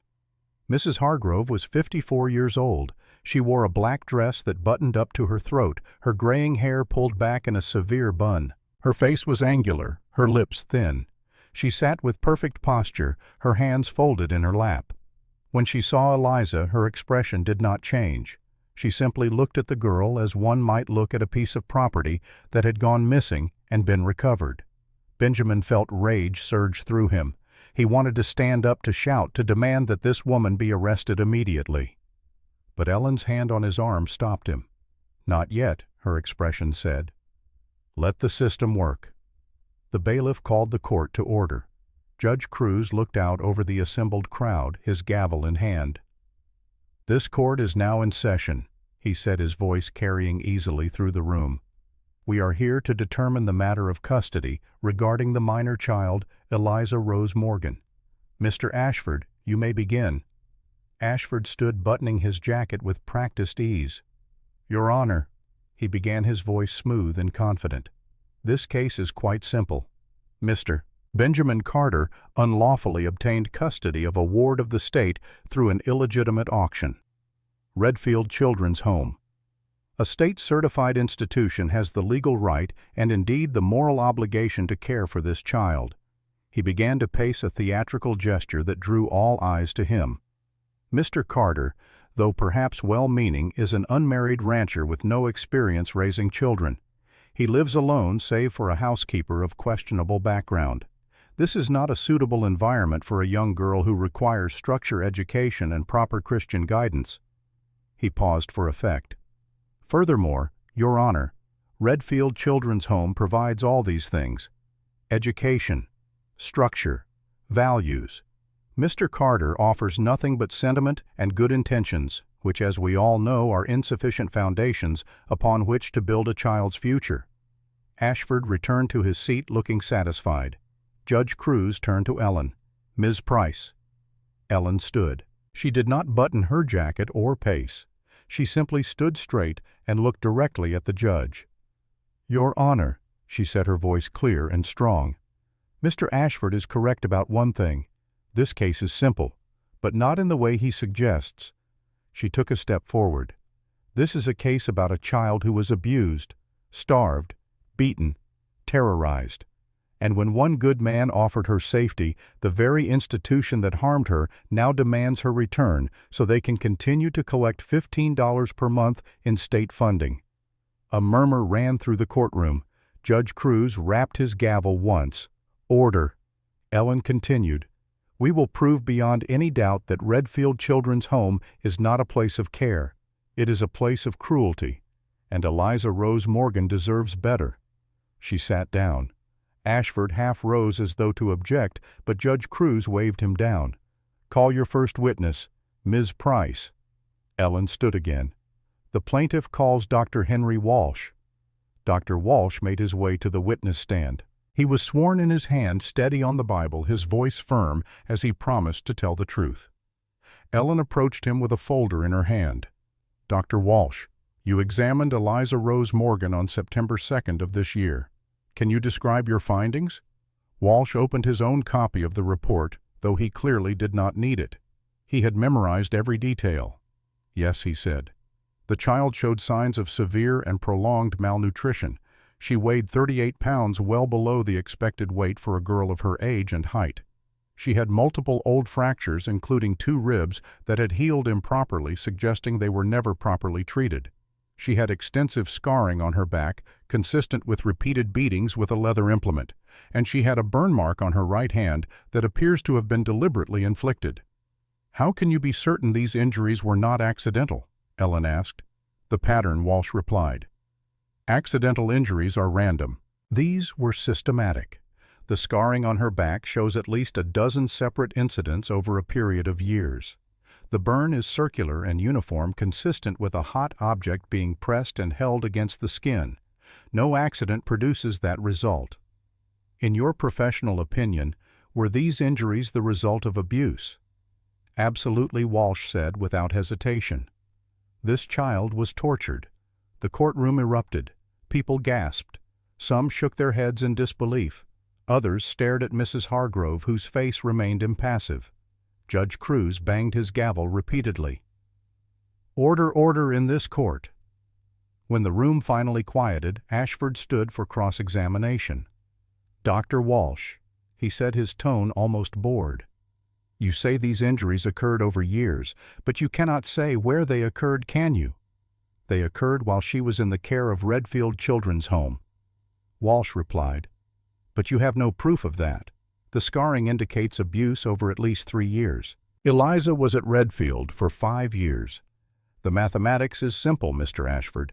But she could have been injured before arriving at the home, could she not? Walsh's jaw tightened.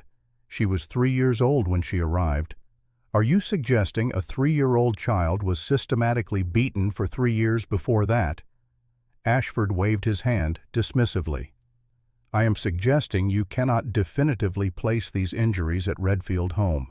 I can definitively say they occurred during her time there, Walsh shot back, unless you believe a 3-year-old was beaten before she could even speak. Ashford sat down, looking less satisfied than he had hoped. Ellen called her next witness. The plaintiff calls Sarah Mitchell. A stir went through the courtroom as Sarah entered. She looked small and fragile in her plain gray dress, her hands clasped tightly in front of her. She made her way to the witness stand, was sworn in, and sat down. Her eyes found Mrs. Hargrove, and for a moment naked fear crossed her face. Ellen approached gently. Miss Mitchell, can you tell the court how you came to be at Redfield Children's Home? Sarah's voice was soft, but the courtroom was silent enough that everyone heard her. I was 9 years old. My mother died of influenza. My father could not care for me. He surrendered me to the home. And how long were you there? 12 years, until my 21st birthday. Can you describe the conditions at the home? Sarah took a shaking breath. We worked from before sunrise until after dark, cleaning, cooking, laundry, scrubbing floors. If we did not finish our work, we did not eat. Were you ever punished? Yes, Sarah said. Often. How beatings? Sarah said, her voice breaking slightly. With a leather strap. Or we were locked in the cellar.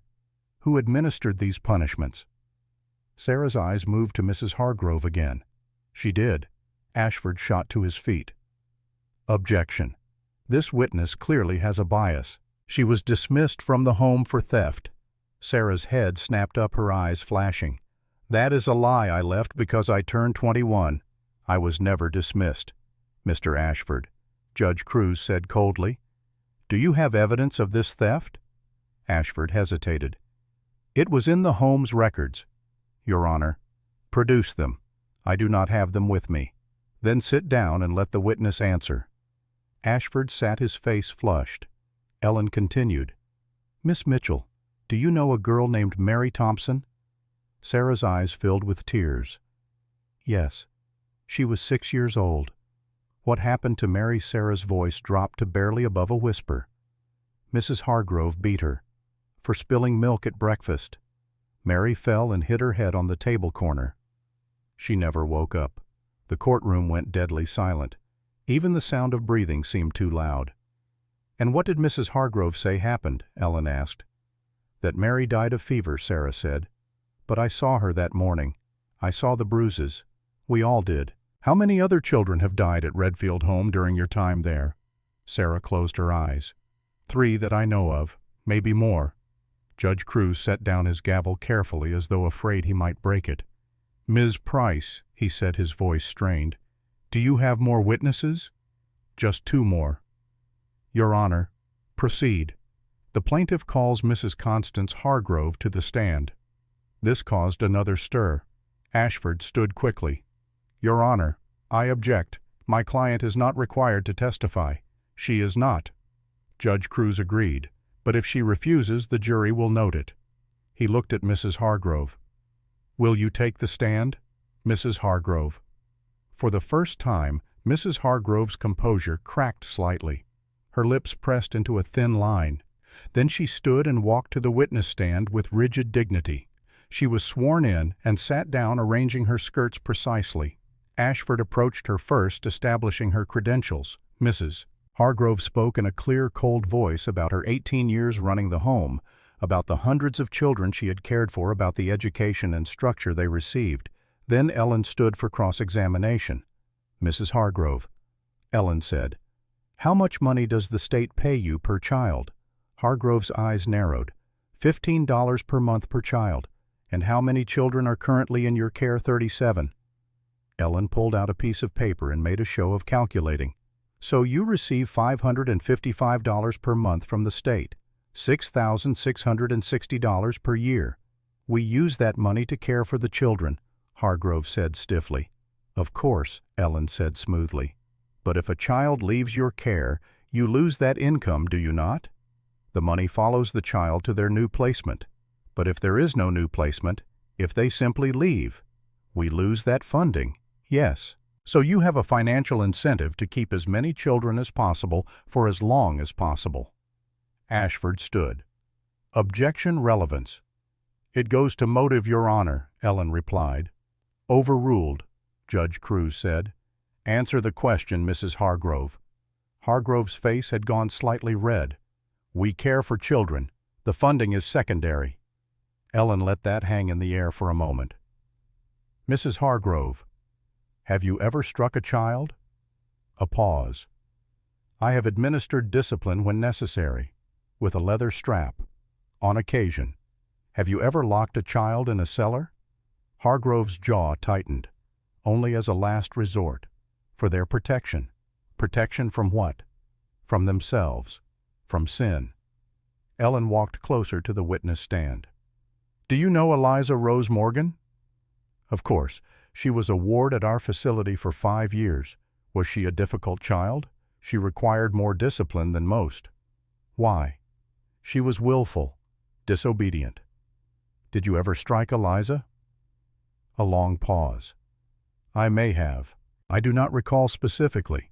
Did you ever lock her in the cellar? Hargrove's hands gripped the arms of the witness chair. If I did, it was for her own good. Ellen turned to Judge Cruz. Your Honor, I would like to call Eliza Rose Morgan to the stand. The courtroom went silent. Every eye turned to the small figure sitting between Benjamin and Rosa. Eliza had gone pale, her hands gripping Rosie so tightly that her knuckles had turned white. Benjamin leaned close to her, his voice low enough that only she could hear. You do not have to do this, he whispered. We can walk out right now. But Eliza shook her head. She stood slowly, her legs trembling. Rosa steadied her with a gentle hand on her shoulder. Then Eliza walked toward the front of the courtroom, each step seeming to take enormous effort. Ellen met her halfway and walked beside her to the witness stand. The chair was too tall for Eliza. Ellen helped her climb up, and even then Eliza's feet dangled several inches above the floor.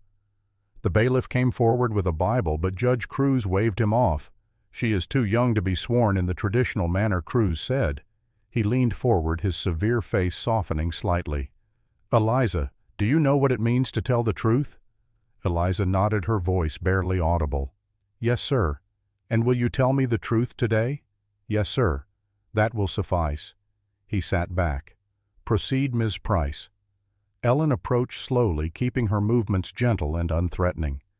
"Hello, Eliza," she said, though they had met several times before. "Can you tell the judge your name?" "Eliza Rose Morgan," the girl whispered. Then she added, her voice slightly stronger, "Eliza Rose Carter now." A murmur ran through the courtroom. Ashford started to rise, but Judge Cruz silenced him with a look. "Eliza," Ellen continued, "do you know why we are all here today?" Eliza nodded. "Because they want to take me back." "Who wants to take you back?" Eliza's eyes moved to Mrs. Hargrove. "Her," she said simply. "Mrs. Hargrove?" Ellen clarified for the record. "Can you tell the judge about Redfield Children's Home?" "What was it like there?" Eliza's hands twisted together in her lap. "It was dark," she said, "and cold. We had to work all the time. If we did not finish, we did not get food. Did anyone ever hurt you there?" Eliza's voice dropped even lower. "Yes." "Who hurt you?" Without looking, Eliza pointed at Mrs. Hargrove. "She did. How did she hurt you?" Eliza's breathing had become rapid. "She beat me, with a strap, when I could not work fast enough, or when I cried, or when I tried to run away." Ellen let that settle. Then she asked the question that would change everything. "Eliza, can you show the judge?" Eliza looked at Benjamin. He had stood up, his face anguished, wanting to stop this, wanting to spare her. But Eliza shook her head at him. She had to do this, for Mary, for all the other children. With hands that shook, Eliza climbed down from the witness chair. Ellen helped her turn so her back was to the courtroom. Then slowly Eliza lifted the back of her blue dress.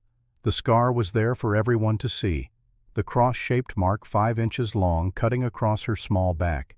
The tissue was puckered and white, standing out starkly against her pale skin. But it was not just one scar. Now that people were looking, they could see others, dozens of thin lines overlapping a road map of pain. A woman in the gallery gasped and began to cry. A man cursed under his breath. Another stood up and walked out, his face green. Mrs. Hargrove's face had gone completely white. Her mouth opened and closed, but no sound came out. Judge Cruz closed his eyes. His hand moved to his forehead, pressing there as though trying to push back a headache. When he opened his eyes again, they were bright with suppressed emotion. "Eliza," he said, his voice gentle, "you may cover yourself."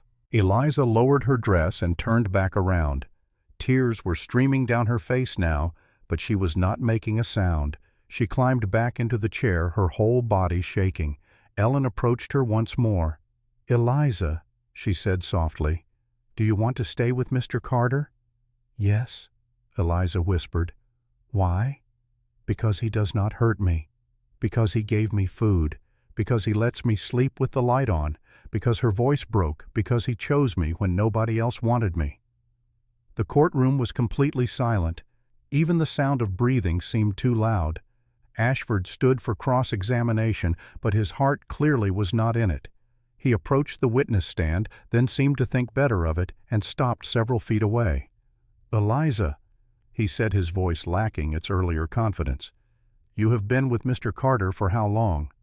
3 months, Eliza answered. "And in that time, has he ever disciplined you?" "No." "Never?" "Never." "What if you misbehave?" Eliza looked confused.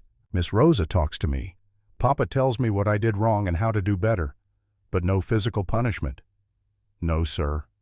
Ashford nodded slowly. He glanced at Mrs. Hargrove, who was sitting rigid in her chair, her face a mask. "No further questions," he said. Ellen stood. Eliza, one more question. Do you know what happened to Mary Thompson? Eliza's face crumpled. She was my friend, she whispered. She was 6. Mrs. Hargrove beat her for spilling milk. Mary fell down. Her head hit the table. She did not wake up. And what did Mrs. Hargrove say happened? She said Mary had a fever. But I saw the bruises. I saw what really happened. Ellen turned to Judge Cruz. No further questions, Your Honor. Eliza climbed down from the witness stand and ran to Benjamin. He caught her up in his arms, holding her tightly as she sobbed into his shoulder. Rosa joined them, wrapping her arms around both of them. Judge Cruz stood his gavel in hand. This court will recess for 30 minutes, he said, his voice tight. When we return, I will render my decision. He left through the door behind the bench, his robes billowing behind him. The courtroom erupted into noise. People stood talking urgently to their neighbors. Reporters who had been frantically scribbling notes rushed out to file their stories. Ashford leaned close to Mrs. Hargrove, speaking urgently. She sat motionless, staring straight ahead. Ellen touched Benjamin's shoulder. Come, she said. Let us go outside. They made their way out of the courthouse and onto the front steps.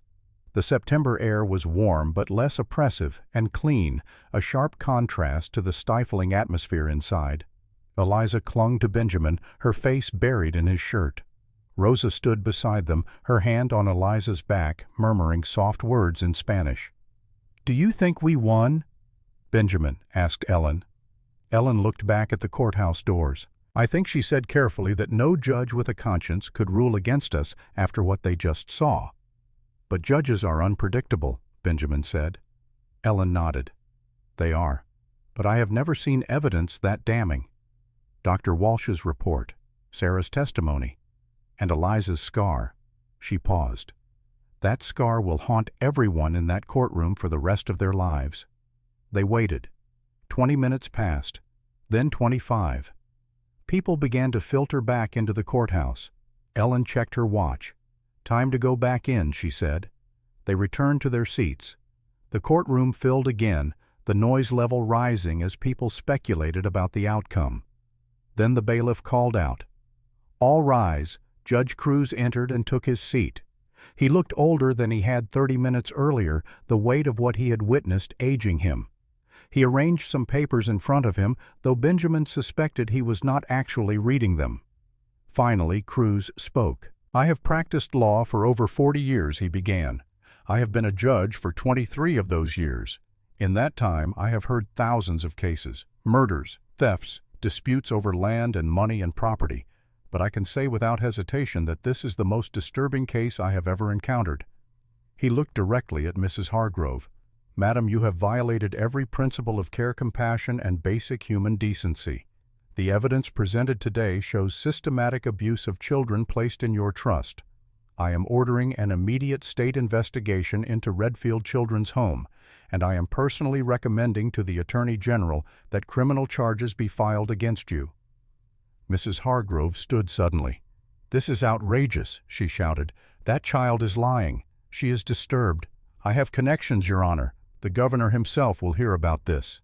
Sit down, Cruz said, his voice cold as winter. I will not be spoken to in this manner by some backwoods judge who believes the lies of a delinquent orphan over a respected member of the community, Sheriff Kane, Judge Cruz said, without taking his eyes off Mrs. Hargrove. Escort this woman from my courtroom. She is held in contempt. 3 days in the county jail. Kane moved forward. Mrs. Hargrove tried to pull away from him, still shouting. You have no authority. This is a farce. That child is property of the state. Kane took her arm firmly. Ma'am, you need to come with me. Take your hands off me. I demand a lawyer. I demand to speak to the governor. But Kane was already guiding her toward the door. Her voice echoed back into the courtroom even as she was led away. This is not over. You will all regret this. The door closed behind her and silence fell again. Judge Cruz took a moment to compose himself. Then he continued. As for the matter of custody, he set his voice steady again. I have reviewed all the evidence presented. Dr. Walsh's medical report, Miss Mitchell's testimony, the financial records showing Mr. Carter's ability to provide for a child, the character witnesses who spoke to his integrity and reliability. He paused, looking at Eliza, who was gripping Benjamin's hand with both of hers. But more than any document or testimony, I have heard from Eliza herself, and I have seen the physical evidence of what was done to her. Another pause. It is clear to this court that Redfield Children's Home is not fit to care for children. It is equally clear that Mr. Benjamin Carter has provided Eliza with safety sustenance and care. Therefore, it is the ruling of this court that custody of Eliza Rose Morgan is hereby granted to Mr. Benjamin Carter with the condition that formal adoption proceedings begin within 60 days. He raised his gavel. This court is adjourned. The gavel struck the bench with a sound like a gunshot. For a moment, no one moved. Then the courtroom erupted. People stood applauding. Some were crying. Reporters rushed out again, eager to spread the news. Eliza looked up at Benjamin, her eyes wide. "I can stay," she whispered. "You can stay," Benjamin said, his voice thick. "Forever." Eliza threw her arms around his neck, sobbing. Not the quiet, suppressed crying she had done before, but loud, gulping sobs of relief and joy. Benjamin held her tight, one hand cradling the back of her head, the other wrapped securely around her small body. Rosa stood beside them, tears streaming down her face, her hand on Benjamin's shoulder. Ellen gathered her papers, a satisfied smile on her face. She shook hands with Benjamin, then touched Eliza's cheek gently. "You were so brave," she told the girl. "So very brave." They climbed into the wagon, the three of them sitting close together. Benjamin took up the reins and the horses started forward, carrying them away from Redfield, away from the courthouse, away from the past. As they rode, Eliza nestled between Benjamin and Rosa. She spoke. "Papa?" "Yes, sweetheart." "Are they really gone?" "Mrs. Hargrove and the home." "They cannot get me back." "They are gone," Benjamin promised. "And you are safe." Eliza nodded slowly. Then she leaned her head against his arm and closed her eyes. For the first time in as long as she could remember, she felt safe enough to truly rest. 3 months later, in February of 1884, the state investigation concluded. Redfield Children's Home was shut down permanently.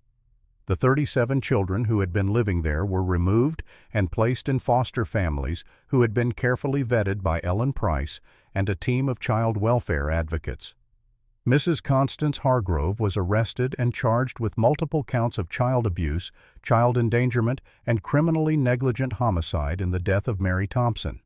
She was convicted on all counts and sentenced to 5 years in the state prison. Sarah Mitchell, who had testified so bravely, was hired by Ellen Price as an assistant in her law practice.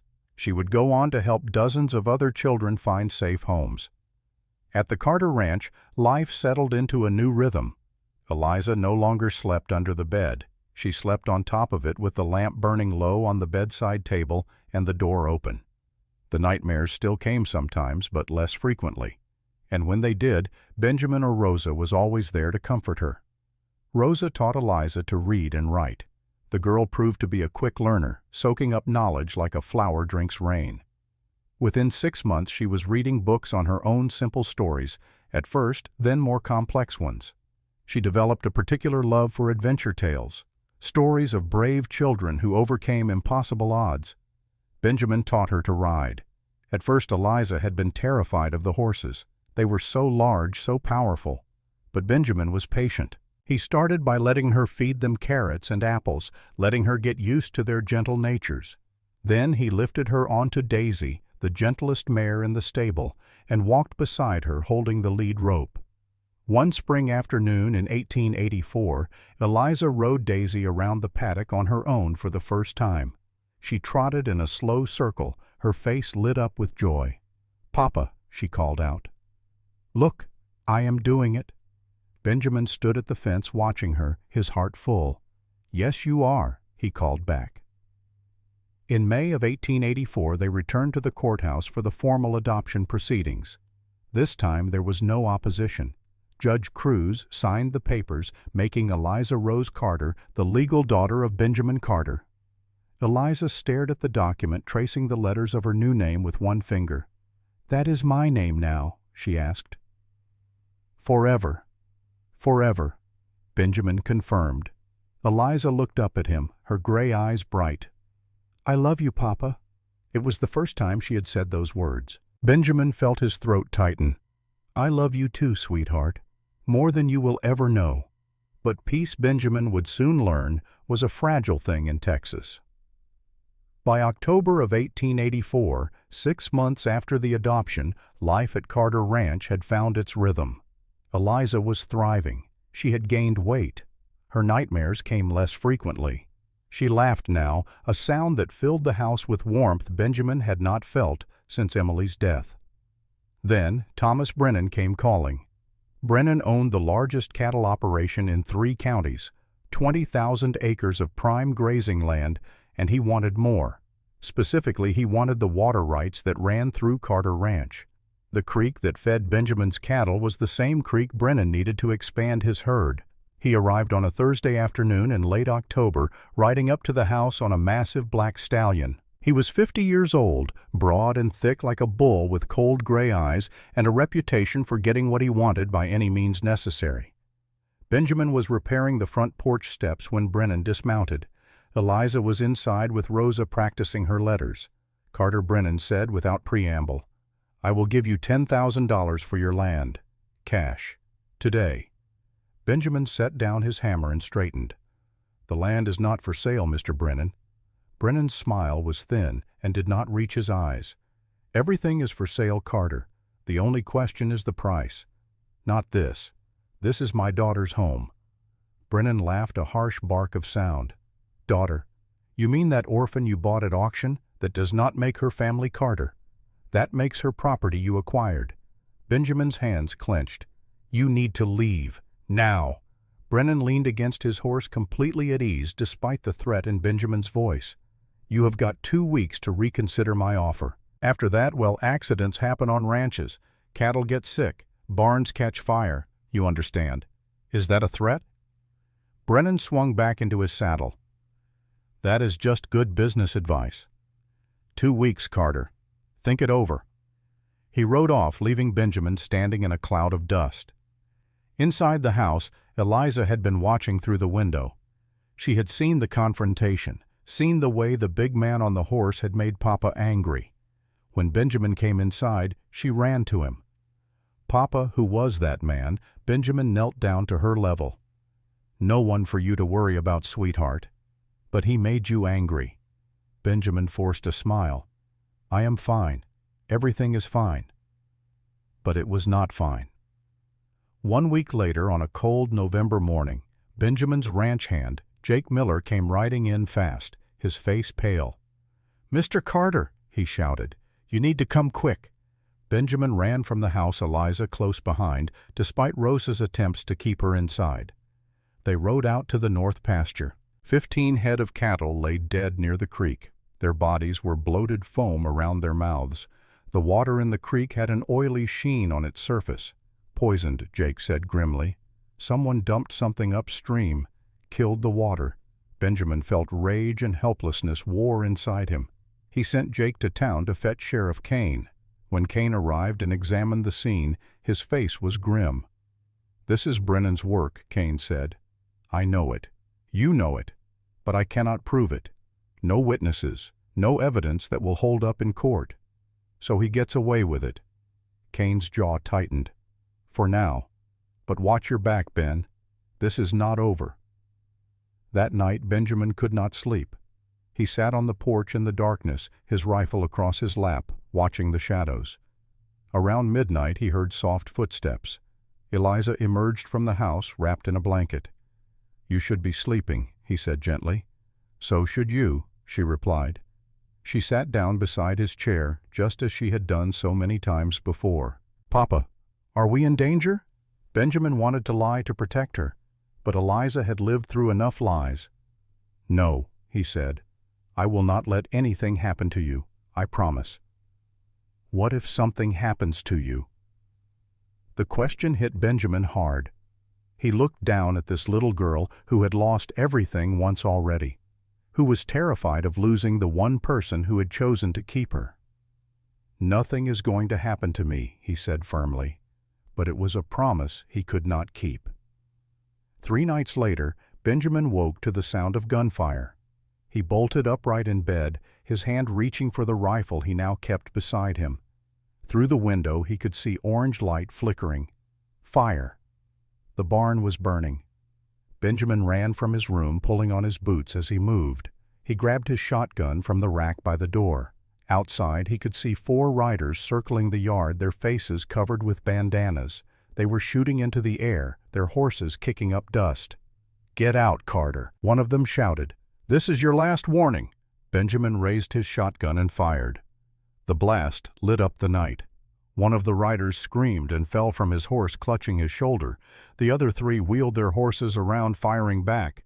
Bullets splintered the wood of the porch. Benjamin dove behind the water trough, returning fire. Inside the house, Eliza had woken to the chaos. She ran to the window and saw Papa pinned down the barn, engulfed in flames, the riders closing in. Rosa tried to pull her away from the window, but Eliza twisted free. "I have to help him," she said. "You cannot, Pequeña," Rosa cried. "It is too dangerous." But Eliza was already moving. She ran to the back door and slipped out into the darkness. The riders were focused on Benjamin at the front of the house. They did not see the small figure running toward the stable. Eliza's hands were shaking as she opened Daisy's stall. The mare was spooked by the gunfire and the smell of smoke, dancing nervously. Eliza grabbed the saddle, her fingers fumbling with the straps. Benjamin had taught her well, but she had never done this alone, never in the dark, never with her heart pounding so hard she thought it might burst. "Easy, girl," she whispered. "Easy." She managed to get the saddle on. She led Daisy out of the stable, keeping to the shadows. The gunfire continued. She could see Papa behind the water trough. He was bleeding from his shoulder, but he was still fighting. Eliza knew what she had to do. Sheriff Kane lived 5 miles away in town. If she could reach him, bring help, Papa might survive. If she stayed here, they would both die. She climbed onto Daisy's back, her small legs barely able to grip the mare's sides. She had never ridden alone at night. She had never ridden faster than a trot. But she thought of Papa, thought of losing him the way she had lost everyone else, and fear became fuel. She kicked Daisy's flanks. The mare lunged forward into the darkness. The ride to town was the longest 5 miles of Eliza's life. Every shadow was a threat. Every sound made her jump. The road was rough, full of ruts that could break a horse's leg. Daisy stumbled once, nearly throwing Eliza, but the mare caught herself and kept running. Eliza leaned low over Daisy's neck, her small hands gripping the reins so tightly that her fingers went numb. Tears streamed down her face, but she did not slow down. "Please," she whispered into the wind. "Please let me be fast enough." She reached the edge of town and turned onto the street where Sheriff Kane lived. His house was dark. Eliza slid off Daisy before the mare had fully stopped stumbling and falling to her knees. She scrambled up and ran to the door, pounding on it with both fists. Sheriff Kane, please." A light appeared in the window. A moment later the door opened. Kane stood there in his nightshirt, a pistol in his hand. He lowered it when he saw Eliza. "Eliza, what in God's name?" "They are killing Papa," she sobbed. "Please, men with guns. The barn is on fire. Please help him." Kane's face went hard. He turned and shouted back into the house. "Martha, get my rifle and wake the Johnson boys. Now." Within minutes, Kane had assembled a posse of 8 men. They rode hard for Carter Ranch. Eliza on Daisy, struggling to keep up despite her exhaustion. Back at the ranch, Benjamin was running out of ammunition. He had been hit twice, once in the shoulder and once in the leg. Blood soaked his shirt. The riders had dismounted now, using the burning barn for cover as they advanced on the house. This is it, Benjamin thought. This is how it ends. Then he heard the thunder of hooves, many hooves. Kane and his men came riding in like cavalry, surrounding the 3 remaining attackers. The gunfight was brief and brutal. 2 of Brennan's hired guns were killed. The 3rd threw down his weapon and surrendered. The wounded man Benjamin had shot earlier was still alive. Kane stood over him, his rifle pointed at the man's head. "Who sent you?" he demanded. The man was bleeding badly, going into shock. He knew he was dying. "Brennan," he gasped. "Thomas Brennan paid us $500 to burn Carter out." Kane looked at his deputies. "You heard that. We have got our confession." Eliza rode in on Daisy just as the last shots were fired. She slid off the mare and ran to Benjamin, who was sitting against the water trough trying to staunch the bleeding from his leg. "Papa," she cried, throwing her arms around him. Benjamin held her tight with his good arm, pressing his face against her hair. "You rode to town," he said, his voice thick with emotion and pain. "Alone. In the dark." "I had to save you," Eliza whispered. "Like you saved me." Dr. Walsh was summoned. He patched up Benjamin's wounds. The shoulder was bad but would heal. The leg was worse. The bullet had nicked the bone. Benjamin would walk with a limp for the rest of his life. But he was alive. The next morning, Sheriff Kane arrested Thomas Brennan. The wounded gunman's confession was enough. Brennan was tried for conspiracy to commit arson and attempted murder. He was convicted and sentenced to 15 years in the territorial prison. A week later, when Benjamin was able to get out of bed for the first time, he found Eliza sitting on the porch, staring out at the rebuilt barn. The community had come together to help just as they had after the fire. In 3 days, they had erected a new structure to replace what had been lost. Benjamin lowered himself carefully into his rocking chair, wincing at the pain in his leg. Eliza looked up at him, her gray eyes serious. "I was so scared," she said quietly. "I know. So was I. But I did it anyway. I rode to town. I got help." Benjamin reached out and took her hand. "You were the bravest person I have ever known," he said. "You saved my life." Eliza squeezed his hand. "You saved mine first." They sat together in comfortable silence, watching the sun set over the land that was now truly theirs. The land that Brennan had tried to take. The land that had become home. The danger had passed, but the bond between them had been forged even stronger in the fire. Years passed. Eliza grew from a frightened 8-year-old into a confident young woman. She never forgot where she came from. The scars on her back remained a permanent reminder, but they no longer defined her. Instead, they became proof of what she had survived, of how strong she truly was. When she was 12, she began helping other children on the ranch. Several of Benjamin's ranch hands had families, and their children would sometimes come to work with their fathers. Some of these children were quiet, troubled, struggling with their own demons. Eliza seemed to sense them instinctively. She would sit with them, not pushing, just being present. She understood fear in a way most people could not. At 16, she told Benjamin about her dream. They were sitting on the front porch watching the sunset, just as they had done so many times before.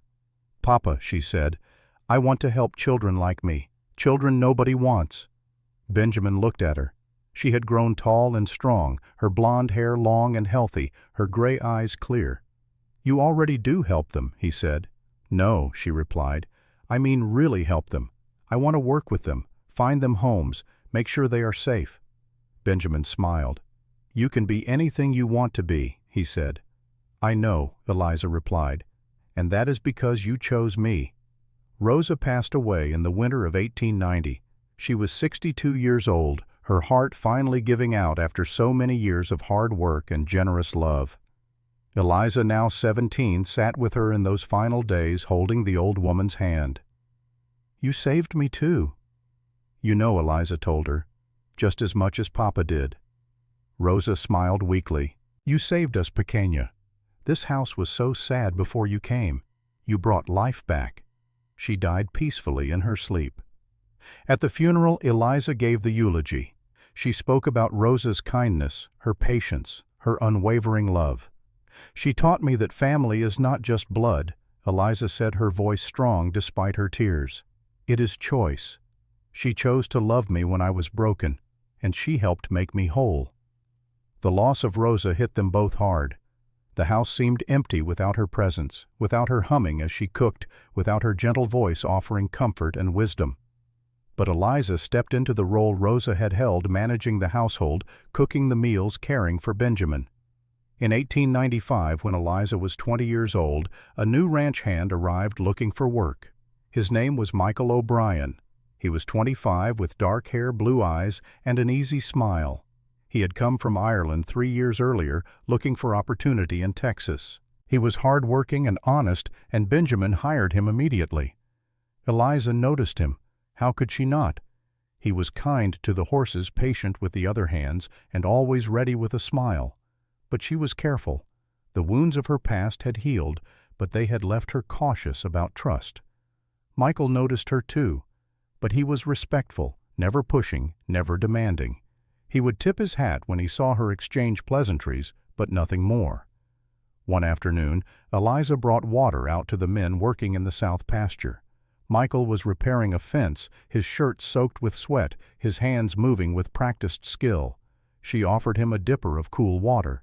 He took it gratefully. "Thank you, Miss Eliza," he said. "Just Eliza is fine," she replied. He smiled. "All right, just Eliza." They began to talk. Small conversations at first, about the weather, about the horses, about Ireland and Texas. Gradually the conversations grew longer, deeper. Michael told her about his family back in County Cork, about his mother and 3 sisters, about his decision to come to America. And Eliza slowly, carefully began to tell him her story. About the auction, about Redfield, about the scars. She watched his face as she spoke, waiting for disgust or pity. But Michael's expression held neither. Instead, he looked at her with respect, with admiration. "You are the strongest person I have ever met," he said when she finished. "You do not think I am damaged?" she asked.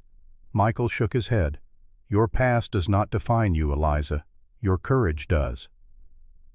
6 months later, on Christmas morning in 1896, Michael asked Benjamin for permission to court Eliza. They sat in Benjamin's study, the older man behind his desk, the younger one standing nervously. "You know her story?" Benjamin asked. "I do," Michael replied. "She told me everything. And you still want to court her?" "More than anything, sir. She is remarkable." Benjamin studied him for a long moment. "If you hurt her," he said quietly, "there is not a place on this earth you could hide from me." "I will not hurt her," Michael promised. "I swear on my life." Benjamin nodded slowly. "Then you have my blessing." Michael and Eliza's courtship was slow and gentle. They rode together across the ranch. They had picnics by the creek. They talked for hours about everything and nothing. Michael never pushed her, never made her uncomfortable. He let her set the pace. On a spring evening in 1897, Michael dropped to one knee in front of the ranch house. "Eliza Rose Carter," he said, his voice shaking slightly. "Will you marry me?" Eliza looked at him, this man who had been so patient, so kind, so steady. "Yes," she said, tears streaming down her face. "Yes, I will marry you." They were married in May of 1897. The ceremony took place at the ranch under a bower of flowers that Eliza and several ranch hands had built. 50 people attended. Benjamin walked Eliza down the makeshift aisle, his arm linked with hers. "Thank you, Papa," Eliza whispered as they walked. "For everything." "Thank you for choosing to stay," Benjamin replied, his voice thick. Michael stood at the end of the aisle, his eyes bright as he watched his bride approach. The vows they exchanged were simple but heartfelt. "I promise to protect you, honor you, and love you every day of my life," Michael said. "I promise to trust you, stand by you, and build a life with you," Eliza replied. When they kissed, the assembled guests erupted in applause. Benjamin watched from the front row, thinking about Emily, wondering if she could see this moment, hoping she knew he had kept his promise. He had not turned to stone. He had found someone to love again, and in doing so, he had been loved in return. Michael and Eliza built a small cabin on the Carter Ranch property about half a mile from the main house. It was modest but comfortable, and it was theirs. They worked side by side, building a life together. In 1898, Eliza gave birth to a daughter. They named her Grace Emily O'Brien. The first name represented the gift of unearned love. The second honored Benjamin's first wife, the woman Eliza had never met, but whose loss had in a strange way made Eliza's salvation possible. Benjamin, now 57 years old, held his granddaughter with tears streaming down his face. "She has your eyes," he told Eliza. "And your strength," Papa Eliza replied. 2 years later, in 1900, Eliza gave birth to a son. They named him Samuel Benjamin O'Brien. Samuel after the biblical prophet, and Benjamin after the man who had saved his mother's life. The ranch thrived, the family grew. Benjamin aged gracefully, his hair turning completely white, his hands gnarled with arthritis, but his spirit strong. He played with his grandchildren, taught them to ride, told them stories of the old days. But in 1903, Benjamin's health began to fail. His heart, which had beaten strongly for 62 years, was wearing out. The doctor was honest. He has perhaps a year, maybe less. Benjamin was not afraid of death. He had lived long enough. He had seen Eliza grow up, fall in love, start a family. He had grandchildren. He had made peace with Emily's death and with his own past. He was ready. But there was one thing he wanted to do first. On a cool autumn morning, Benjamin called Eliza to his room. He was in bed now, too weak to rise, but his mind was still sharp. He had a small wooden box on the table beside him. He picked it up and handed it to her. "Open it," he said. Eliza opened the box. Inside was the auction receipt from August 1883. The paper was yellowed with age, the ink faded, but the words were still legible. Eliza Rose Morgan, $20, sold to Benjamin Carter. "Why are you giving me this?" Eliza asked, her voice breaking. "Because I want you to remember," Benjamin said. $20, that is all it took. One choice, one moment, and it changed everything. "You saved me, Papa." Benjamin shook his head weakly. "No, sweetheart. You saved me." He took a labored breath. "After Emily died, I was dead inside, just going through the motions of living. Then I saw you on that platform, so scared, so alone. And I saw myself, that 9-year-old boy waiting in a train station." Eliza sat on the edge of the bed holding his hand. "Choosing you brought me back to life," Benjamin continued. "It gave me purpose again. It taught me that love is stronger than grief. So you see, you saved me just as much as I saved you." Eliza was crying now, unable to speak. She leaned forward and kissed his forehead. "Promise me something," Benjamin said. "Anything. Pass it on. The choice I made, help others the way I helped you." "I promise," Eliza whispered. Benjamin smiled. "Then I die a happy man." He closed his eyes. His breathing slowed. Eliza stayed beside him, holding his hand, watching his chest rise and fall. Michael came and sat with her. They stayed through the night. As the sun rose on November 10, 1903, Benjamin Carter took his last breath. His face was peaceful, a slight smile on his lips. His last words, spoken so quietly that Eliza almost missed them, were simple. "Thank you for being my daughter." The funeral was attended by over 100 people, ranch hands, neighbors, people from town. Ellen Price came from Austin. Sarah Mitchell came. Even Judge Cruz, now retired, made the journey to pay his respects. Eliza gave the eulogy. She stood before the assembled crowd, her voice steady despite her grief. "My father taught me that love is a choice," she said, "a decision you make every single day, not just once." She paused, looking out at the faces watching her. "He made that choice when he raised his hand at an auction 20 years ago. He paid $20 for a scared little girl that nobody wanted, and he kept choosing to love me every day until his last breath." Another pause. "Now it is my turn. To choose love, to choose hope, to choose to help those who need it most. That is his legacy, and I will carry it forward." Benjamin was buried beside Emily on a hill overlooking the ranch. The stone was simple. Benjamin Carter, 1841 to 1903. He chose love when the world chose silence. True to her promise, Eliza dedicated the rest of her life to helping children. In 1904, she used a portion of the ranch land to establish the Carter Home for Children. It was nothing like Redfield. There were no locked cellars, no beatings, no fear. Instead, it was a place of healing. Children came there broken and scared, and they were given time, love, and care. When they were ready, Eliza helped them find loving families to adopt them. Over the next 16 years, the Carter home helped 87 children. Some stayed only a few weeks. Others stayed for months or even years. But each one left knowing that they were valued, that they were loved, that they mattered. In 1918, Eliza wrote a book about her experiences. She called it The Choice: One Man, One Child, Two Souls Saved. The book told her story and Benjamin's story with unflinching honesty.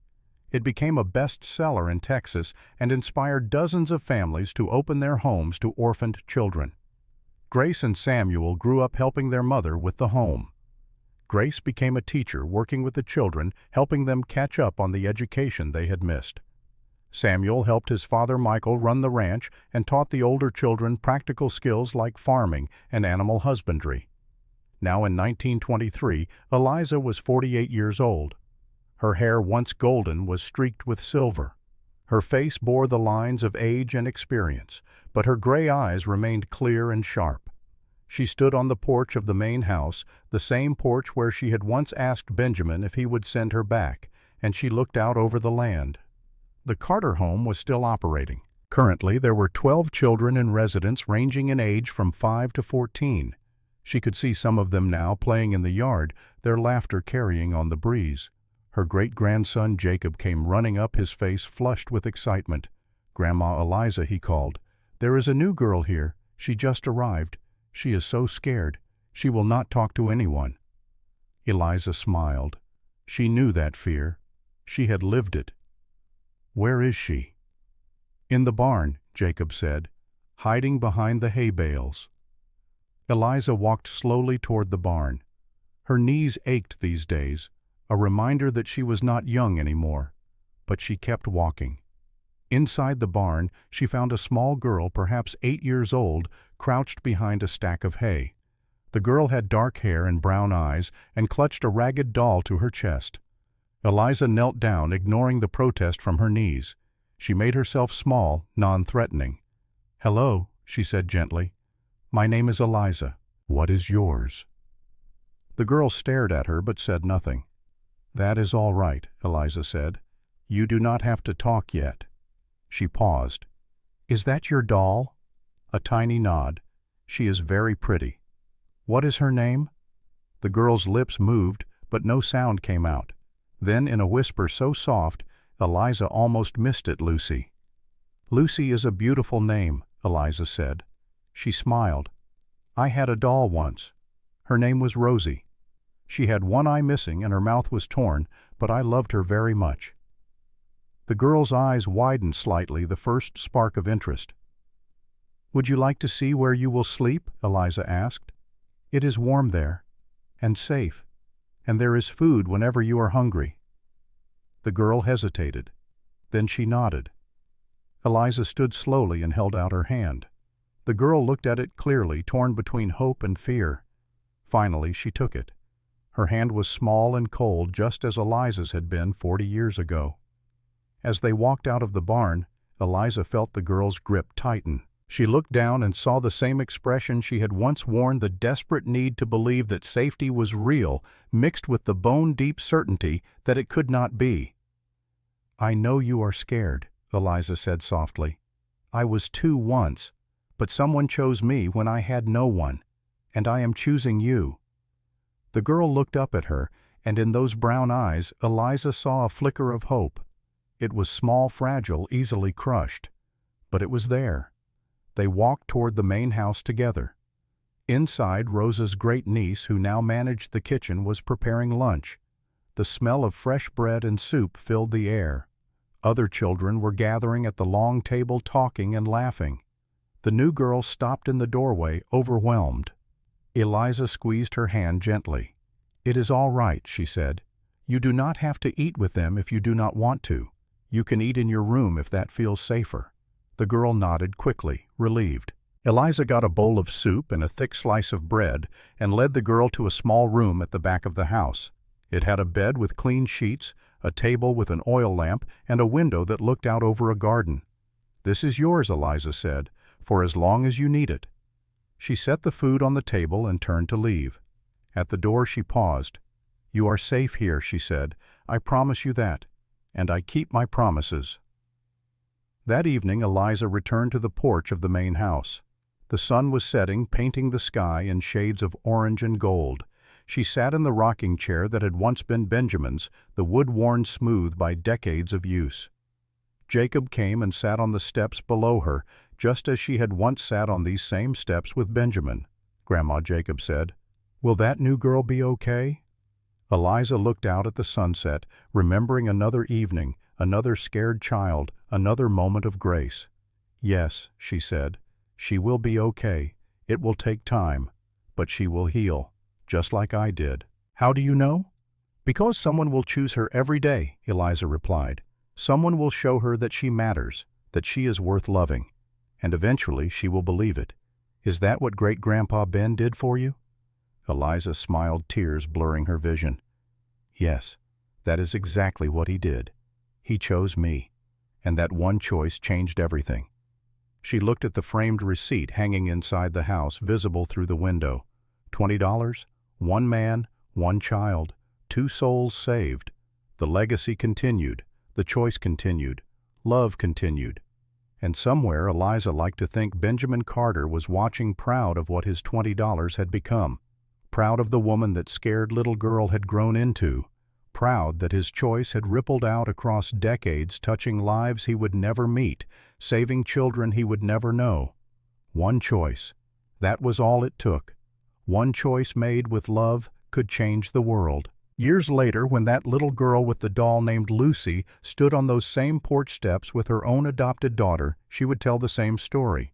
About a woman named Eliza who chose her. About a man named Benjamin who started it all with $20. The choice continued. The love continued. And in a small frame on the wall, yellowed with age but preserved with care, a receipt remained. $20. One life. 2 souls saved. The legacy lived on.